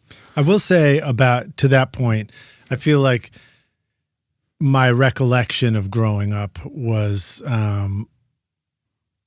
there were jocks, there were kids who were great at sports and stuff like that. And it felt like a world you're invited into, sort of, like you're welcomed into, or you feel uninvited, So I feel like, it may be easier to get into that stuff and explore it if you've got friends or you got an older brother or whatever who sort of brings you in and says like, here's what you should do. You'd be great, Yeah. I didn't, I get a tiny bit of that, maybe like senior year of high school. I had I probably tried a tiny bit of lifting and had a friend who was, much more jacked, who was like, you do great. Running. But then I didn't get back to it until many years later. It took me a while. Where I did get invited into was like the video game world, the computer room, you know, partying, breaking rules, all that kind of stuff, and music. And so, it's funny how like those things will pull you in. Yeah. But I agree with you. I wish I had discovered a lot of those things a lot sooner, because in this world of music that we do, it seems like, at least in my experience, it's much more likely that we're going to be surrounded by a lifestyle of like drinking, doing drugs, smoking, staying up all night, sitting around, unhealthy stuff. And in your youth, you can get away with a lot of those things because you just have this, like you said, you got your juices, whatever your good knees still. You've got your good knees, you got your good everything. Yeah. And you bounce right back again. Yeah. And you sort of somehow look youthful and pretty fit anyway. But it really is remarkable once you start adapting a process of intentionally eating well and exercising. Yeah. And especially if when it comes to something like marathon running was something I did, weightlifting, those are two things where you sort of set a goal and then you incrementally work your way towards it too. Yeah. And delayed gratification. Yeah. And it's incredible what you discover that you can accomplish. So there's a guy who ran an S&P index. And the only qualification for the companies, this is real, for this index fund was that all of the CEOs either lifted weights or did some version of combat martial arts sports like jiu-jitsu, kickboxing, Thai, MMA, something. Does Mark Zuckerberg fall into that category now? Yes, he does. And this S&P outperformed the S&P 500 index by double. You can go Google that. It's crazy. But the idea that the people that dabble in delayed gratification end up being more successful. The people that are willing to sacrifice hard work for instant gratification sell themselves short. Did generally. Tesla fall into that? I'm not sure. Be curious about I'm not sure. Well, he's a genius. If you're talking about Tesla, then he's a genius. And Nikolai was... Oh, no, I was talking about Tesla, like the company, the car company. You're talking about Musk. That's a different conversation. Yeah. So, but to that point is that sort of what we're finding is that, for example, studies show that when you contract your muscles at like a maximum contraction, so if you were flexing or if you were a cyclist and you're at that point of full contraction, when your muscle goes to full contraction, it releases what they're calling hope juice. You can Google this. And it's basically just happiness that comes out. Like the endorphins hit and they spike. So if you would like to be better. Great. I feel so good when I'm lifting. And they call runner's high, but those chemicals stay with you and you just put you in a better mood. Yeah. I'm just happier now. I'm markedly happier. And I say it to my wife all the time. I'm like, I'm happier now. And that's not to say I'm not stressed out. I'm worried about money. I'm worried about the economy and inflation and all my mortgage and all the things, right? Of course we're worried. But I'm happier now than I've ever been, and I can honestly attribute it to the major changes in my life, which was eating correctly. And I don't want to say eating right, eating wrong. It's not moral. It's eating for health or and eating fuel. Intentionally too, you know. Yeah, and for fuel, really. It's like I'm doing a lot of exercise, so I have to be fueled for it. And then two, I'm getting, and this is really, I can't tell you enough how much I love jiu-jitsu and the community that's formed around me in the last 4 years of doing it. But you start off and you're terrible, and then you look up and you're at the head of the line and you got a dozen best friends and people that care about you and call you and they're texting you and they're like asking questions. Oh, thanks for helping me. Hey, I'm going to go to open mat on Sunday. Do you want to go? Hey, we're watching the fight. You want to come? Like all of this comes because I decided to go take a class somewhere. And 4 years down the line, I've got best friends galore. Oh, that's wild. So it's been 4 years for you. 4 years. Yeah, I've been working on it. Yeah. I see your Facebook post. So I see you when you celebrate some win. Yeah, and once every 6 months we get some degree of a stripe or whatever. And so I've come to a point now where it's like purple belt you've passed where most people drop. So now it's like, okay, purple belt, now you have the next kind of 5 years that you're going to work on until you're black belt. Which is the same length of time that I've kind of been in. I've been about 4 years now. Right on. So now it's time to play. And you're playing in the big kids club. So it's fun because when day one people show up, you remember where you were. And it's the closest thing that you're going to understand to self-defense because the average person on the street is this day one person walking in, and then, okay, how you deal with them is your ability in self-defense. That's fascinating. iZotope is truly amazing for mixing and mastering your music. Check out the new iZotope Catalyst series featuring Plasma, Aurora, and Cascadia. Powerful tools designed to supercharge your mixes with intelligent processing. These innovative plugins give you dynamic control over saturation, reverb, and delay, effortlessly enhancing excitement and clarity. And now Neutron introduces new modules like Clipper, Density, and Phase, completing your flexible, fully equipped mixing suite. Plus, the new AI-powered Mix Assistant helps you create a custom signal chain for your audio, referencing professional instrument profiles or your own examples, with easy macro controls to dial in a perfect mix. Use the coupon code ROCK10 to get 10% off Plasma, Ozone, Neutron, RX, or any of the fantastic plugins at iZotope.com. This podcast, of course, is studio related, so let me try and spin it back to that too. One of the things that we were talking about earlier was efficiency, and how do you build efficiency? And what we didn't say, which was what I was thinking, was when you have to create your own efficiency, when you have to come up with a method as opposed to learning a method that's already been, tried and true. And for me, I find that it helps a lot, that you do something until you understand it. And then that's the point at which you can repeat it. Or you do something and you repeat it enough, and then you really understand it. And then that's the point at which you can dial it in and make it more efficient and really arrive at what you think is great efficiency for your process. Right? Maybe fluency. It's like repetition. Also a great word. Yeah. But repetition is the thing I was thinking of too. Yeah. Well, it requires repetition to achieve fluency. And especially in something like Jiu-Jitsu, right? Yeah. That's how you learn all the moves, right? Isn't it through repetition and repetition? What's really fascinating is that they've broken it apart. For example, the school that I'm at, there's a 16-week curriculum for the fundamentals class, like the level 1 class. And so that every 16 weeks that repeats. So generally speaking, if someone attended 3 to 4 classes a week for a year, they would get their blue belt, generally speaking. But what that actually says is they've seen the curriculum 3 times. You know what I mean? Mm-hmm. So like you've got some reps with these moves. You've seen the curriculum. So now you're a blue belt. We expect you that you've seen the curriculum. Now we want you to take another 6 loops at it. And I want you to get good at the curriculum. And so that's your blue belt. Get good at the curriculum, right? I mean, there's so much more to it than that. But the same thing is for the studio. Everybody gets caught up on EQing and compressing. And that's what we do. We EQ, we compress, we set reverb times, delays, we edit, we tune vocals. All these things are just tasks. They're tasks in the process. The process is based on tracking, editing, mixing, deliverables. And I think the name producers, like we got to remember your job is to produce a single at the end of this that is saleable. Like that's why it's named that. Otherwise you'd be the director, like in movies. So like, I need you to produce a product. Where is it? Well, the song's not ready, son. It's not ready yet, sir. Right? Like, give me the song.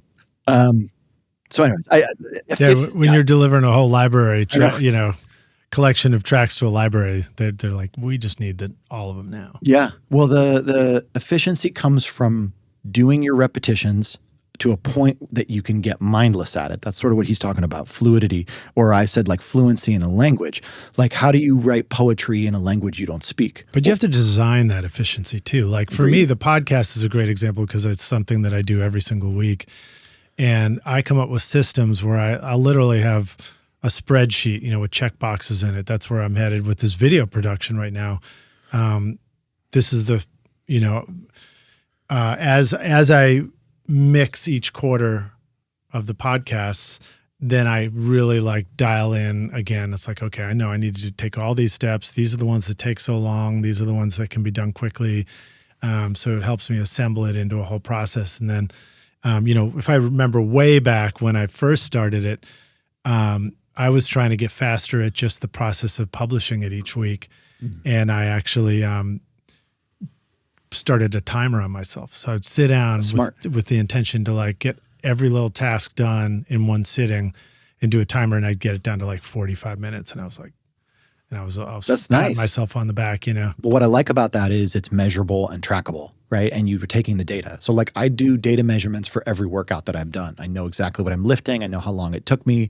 And the beauty of it is that it's so brainless now because we have AI for transcripting everything. So I just say what I'm doing into my phone. It writes it all down. Oh, maybe I should try like that. AI is the best secretary. I've still got the little notebook with pen.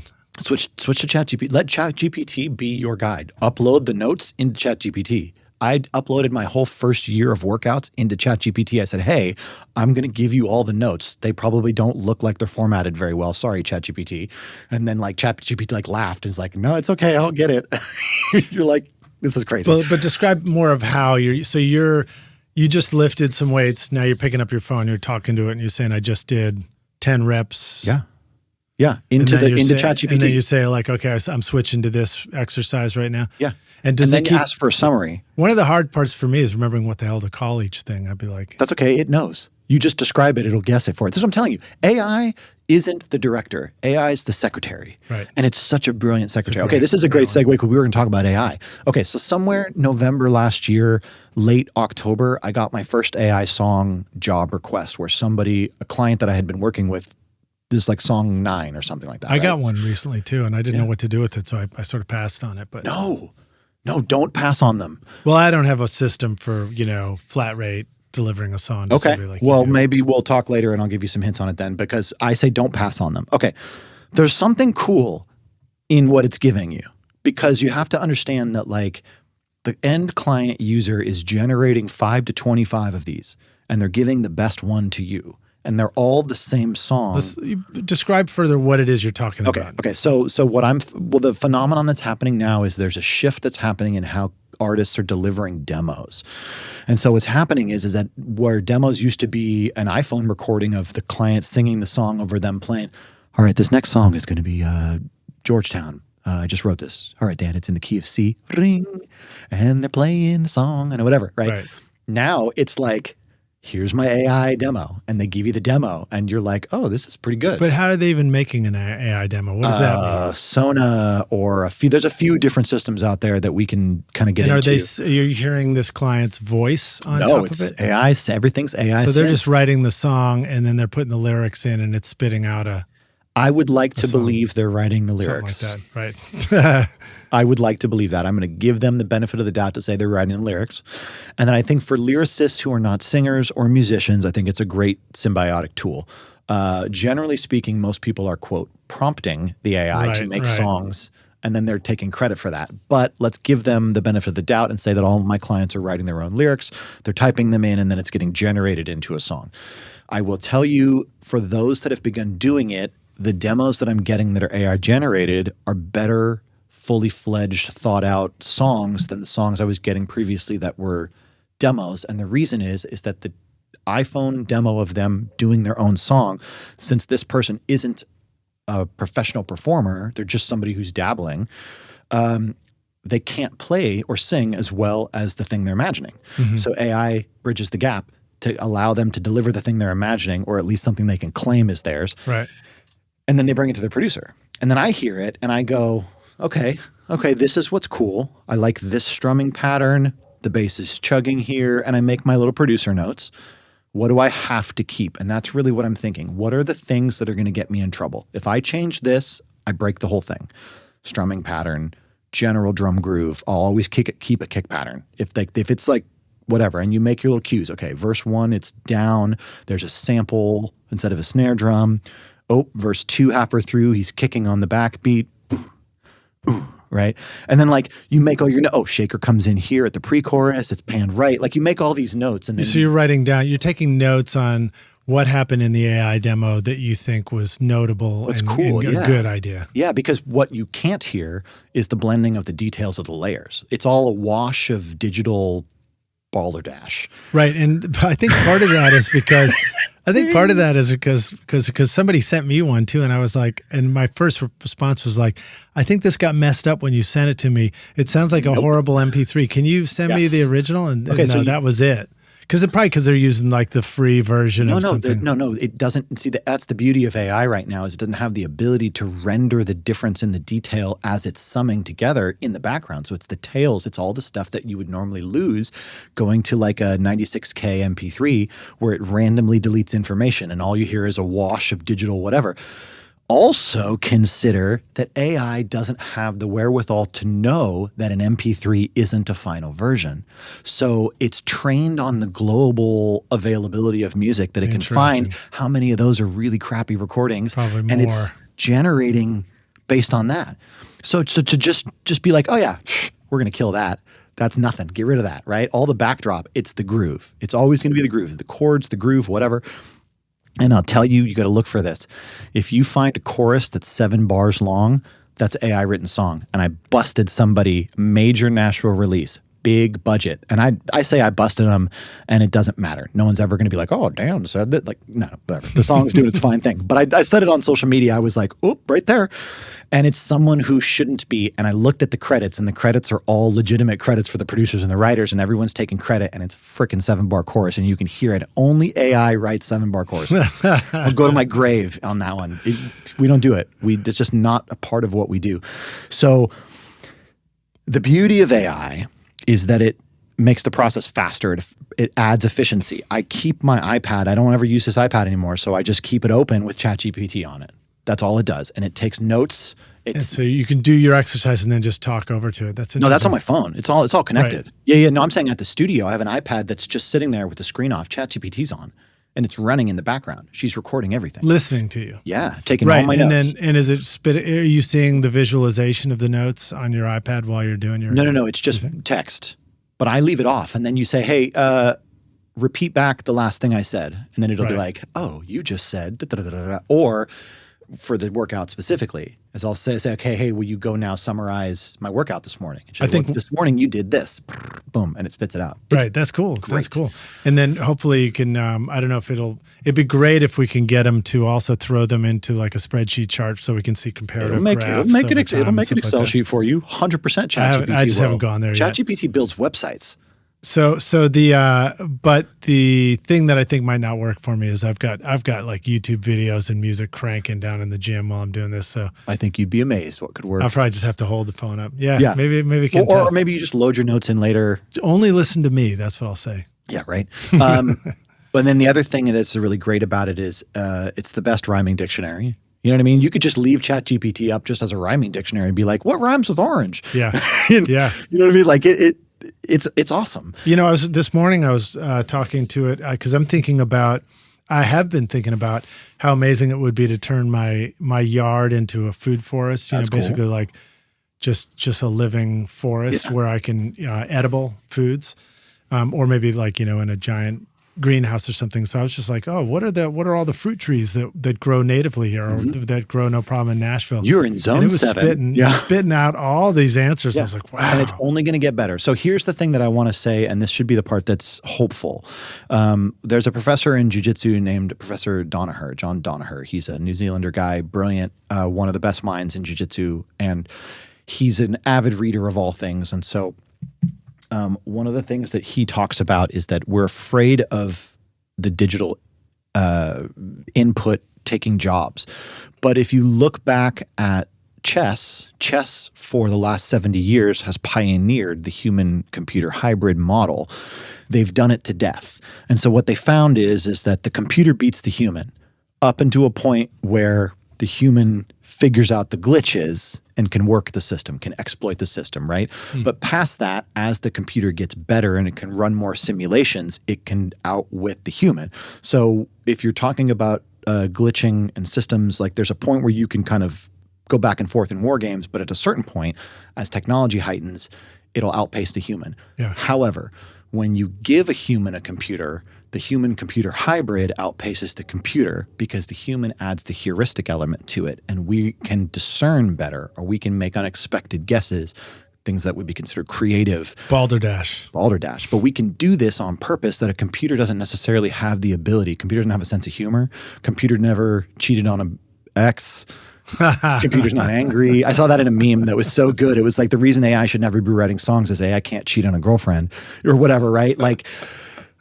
So Can't get drunk. Right? And so Nashville. you have to know that like the best writing partner you may have is going to be AI, but it's not AI doing the work. It's AI being your secretary. And if you think about it that way, it's like, wait, what did I just say? What can you repeat that last line? You just said the cat is always green. Oh, that's Right. great. Hey, what rhymes with that phrase? Well, I could give you 3 ideas.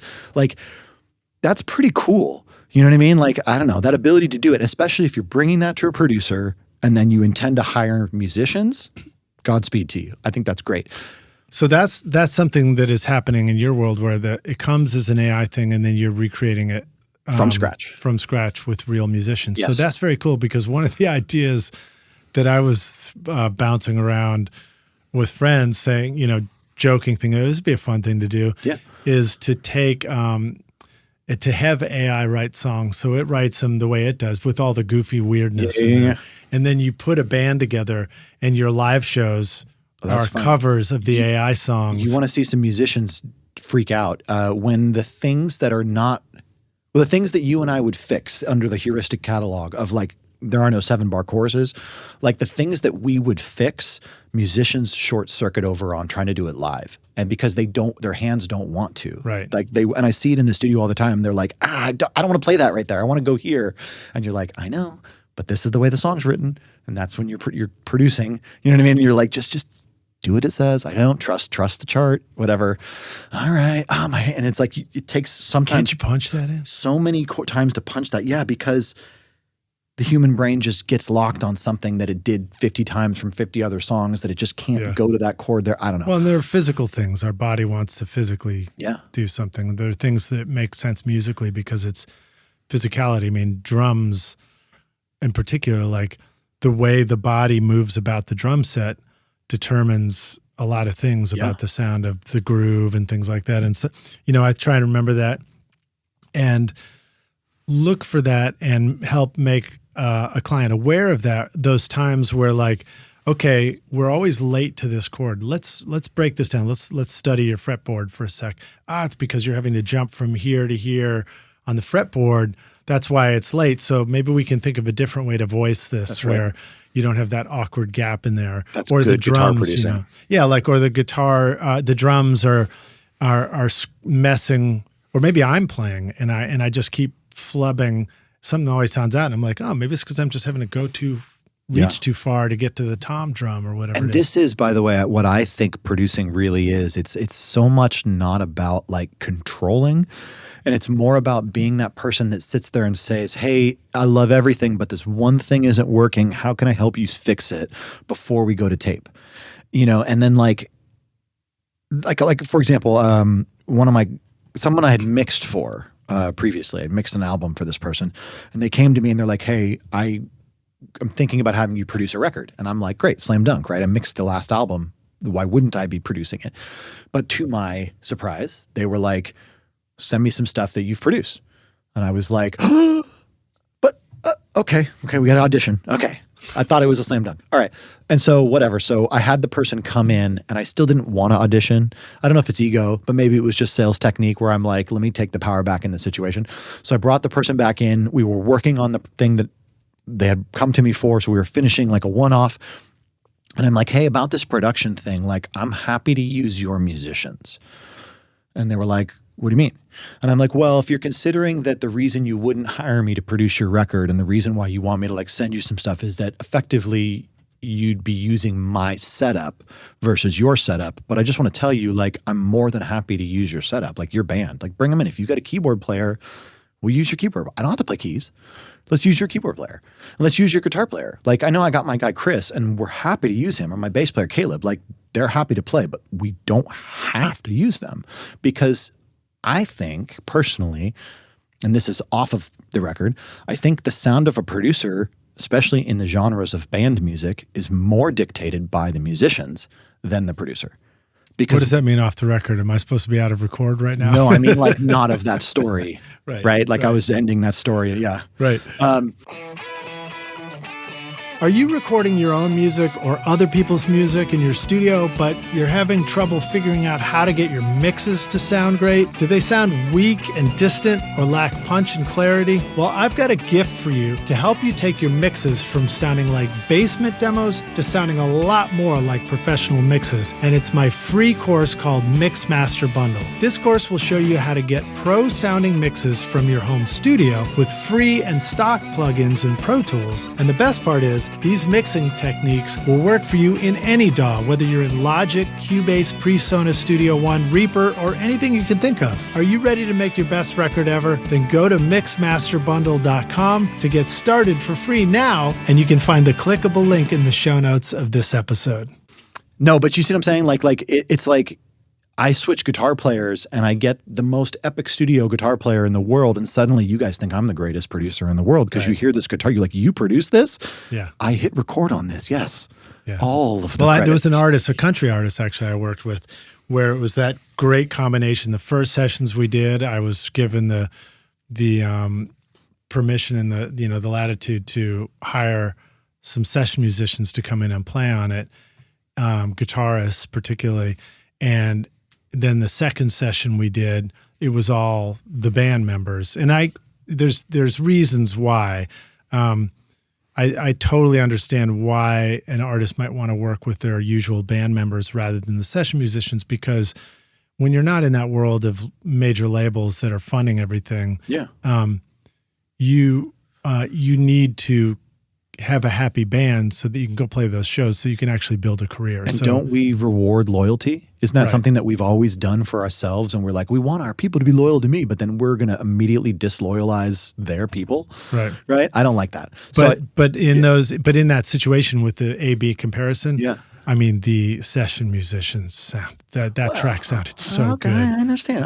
Look, and in the band version, I spent a lot of time in the studio trying to educate the guitar player how to strum the guitar. Yes. Stuff Okay. like that. But this would be that moment where you consider the end game or end use of the project. And is it something that is intended to make the client happy, or is it something that's intended to be a number one record commercially released? Because if that's the case, then maybe we should argue for those pro players.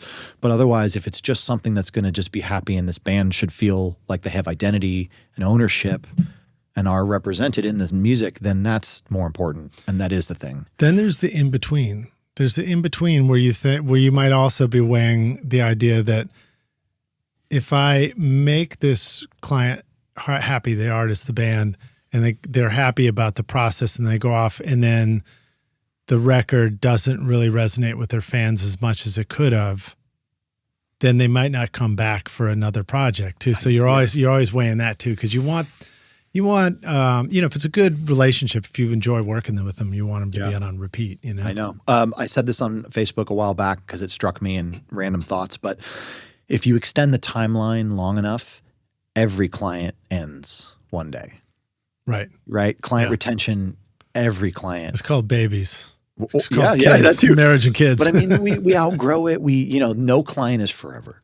Actually, I don't want to say that because I've got clients who are getting married and having kids. And well, they might take a break. They might take a break. I mean, they got to do what they got to do. They may be back.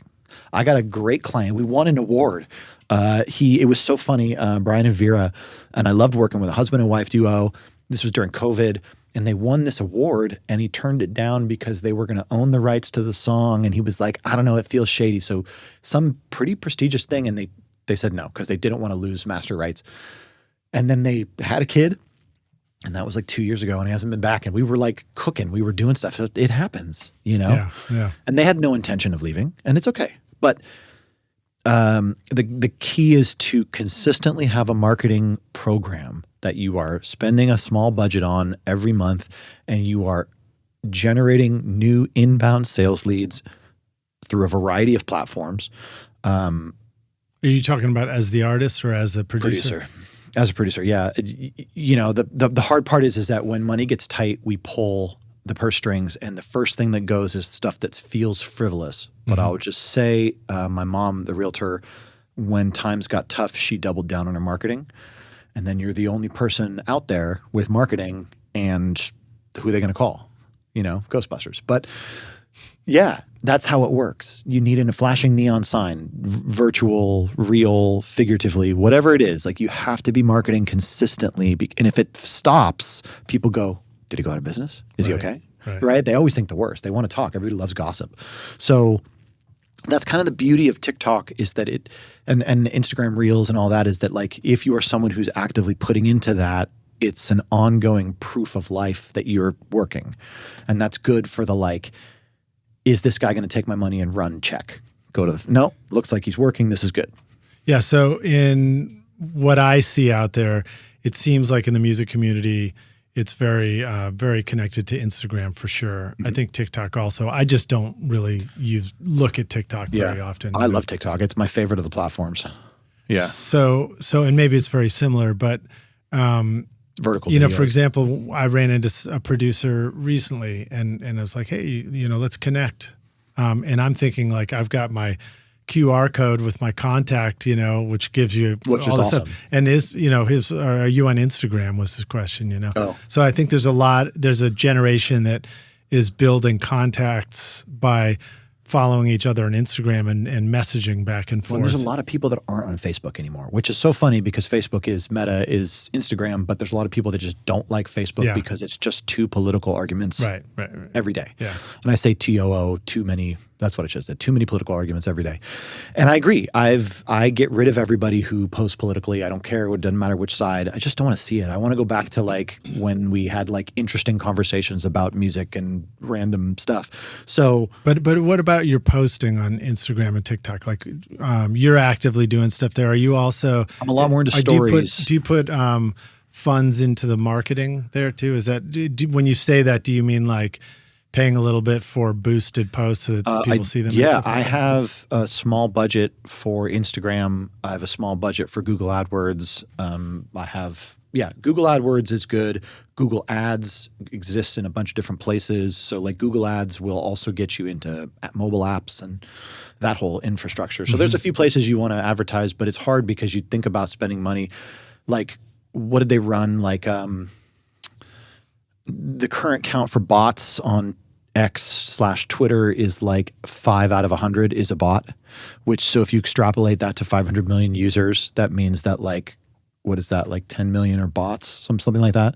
So like, how do you compete with that when those 10 million bots are clicking your ads on purpose? Now that's Facebook, by the way, too. Like, they've done like some market research, and I guess it's like a incredibly high percentage is fake click-throughs, and they're just Facebook bots that are like burning your stuff. So I personally don't advertise on Facebook and Instagram beyond like a small budget on Instagram. I have a blue check, and I kind of have a little bit of money into it just to keep me like base leveled out, because if you don't exist, it just throws you off. You know what I'm saying? You get like shadow banned or whatever. But if you pay a little money, they like keep you going.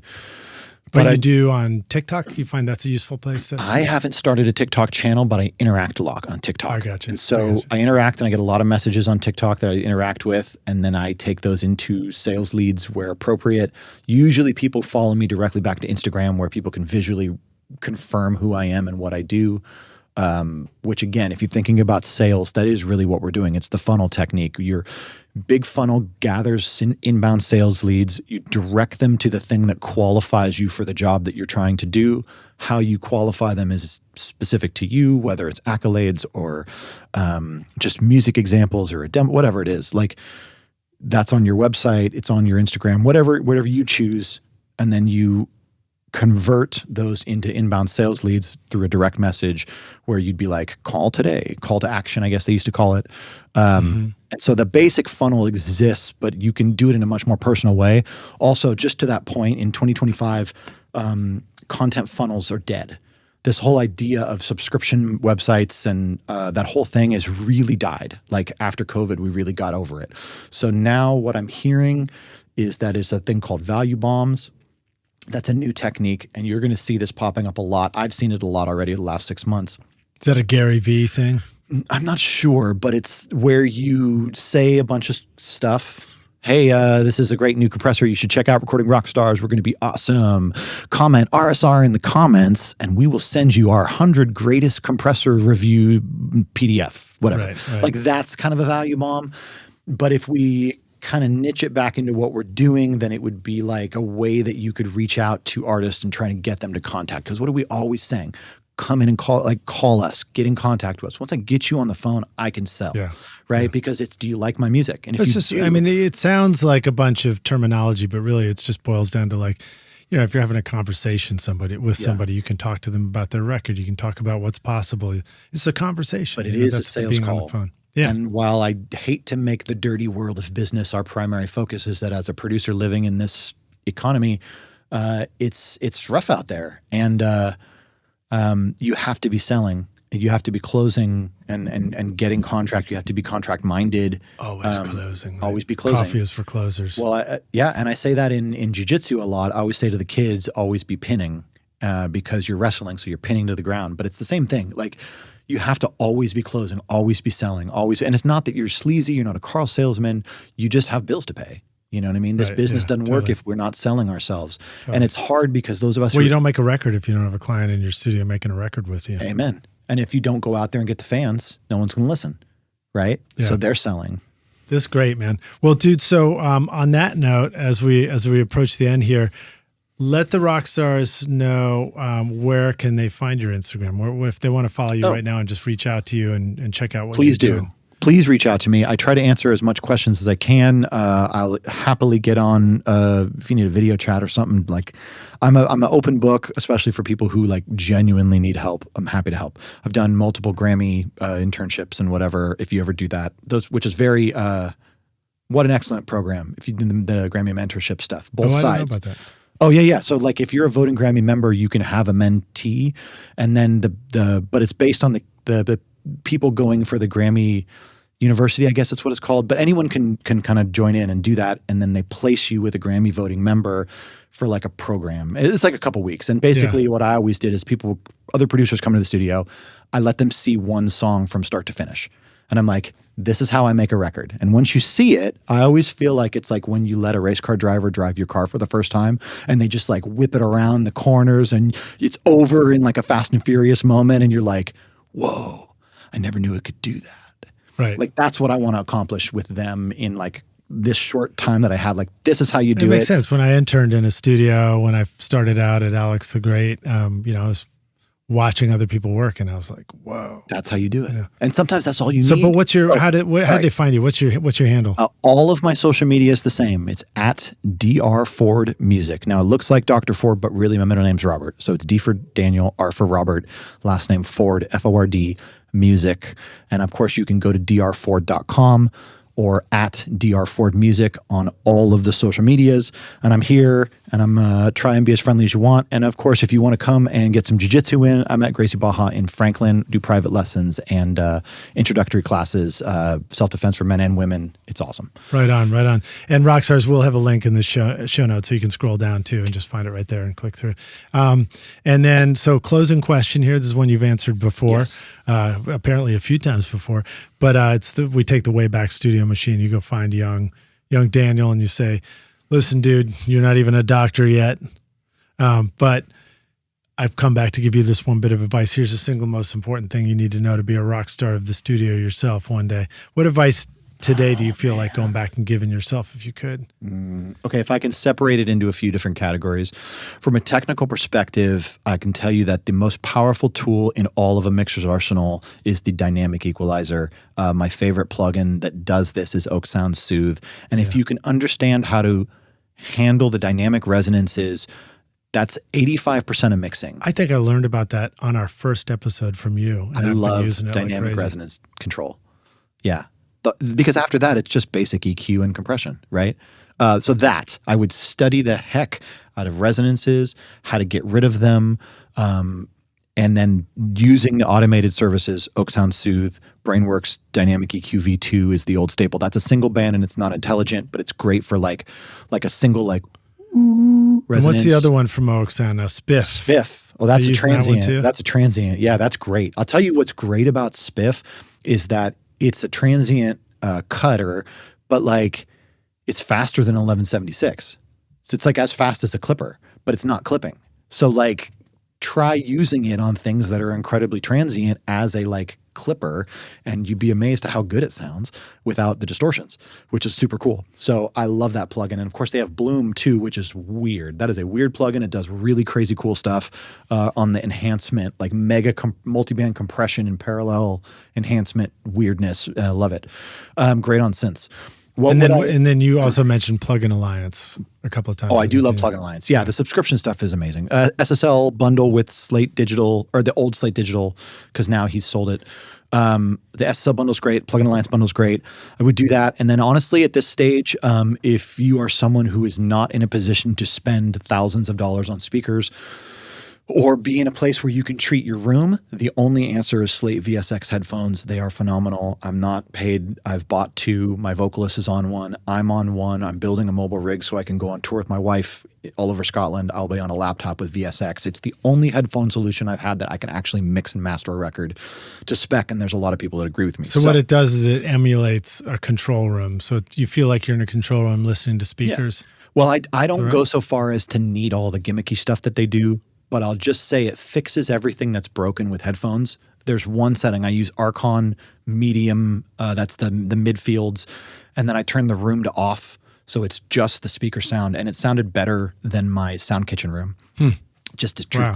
So like Oak Sound Soothe, VSX, you can make a hit record. If you can make a hit record, you can make a hit record. Now that's on the business side. On the personal side, choosing happiness every day is difficult but powerful. In the same way that people own anxiety, I wish more people would own their happiness. And if I could say anything to myself at a younger thing, I would just say like it's okay to be happy and you're not going to jinx it. You're not going to break it because you're happy and you say it out loud and you're going to be like, I can't say it because if I say it, then something's going to go wrong. The other shoe's going to drop. She's going to break up with me. No, it's okay. Be happy. Tell people you love them. Exhale. You're not going to break it. It's okay to enjoy your life and chase the things that make you happy. the spark of joy, like life is long, life is short, chase your happiness. Yeah. Yeah. That's great advice, man.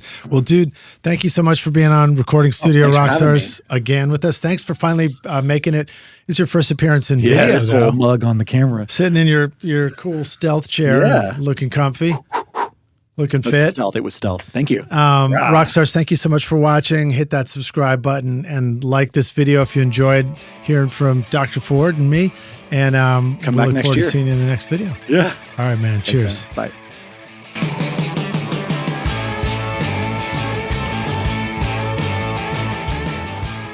Thanks so much for listening to Recording Studio Rockstars. If you enjoyed the show and want to help make it better, then please share this episode with your friends on social media and leave a rating and review on iTunes to help the podcast reach more rock stars like yourself. You can click directly over to iTunes or go to rsrockstars.com/review for an easy explanation. And remember to hit the subscribe button to keep up with weekly episodes. And if you're ready to make your best record ever now, then head over to Recording Studio Rockstars Academy, where you can start with my free course at mixmasterbundle.com. Thanks so much for listening, and thanks for being a rock star. I'm Lid Shaw, and this is Recording Studio Rockstars. Now, go make great music.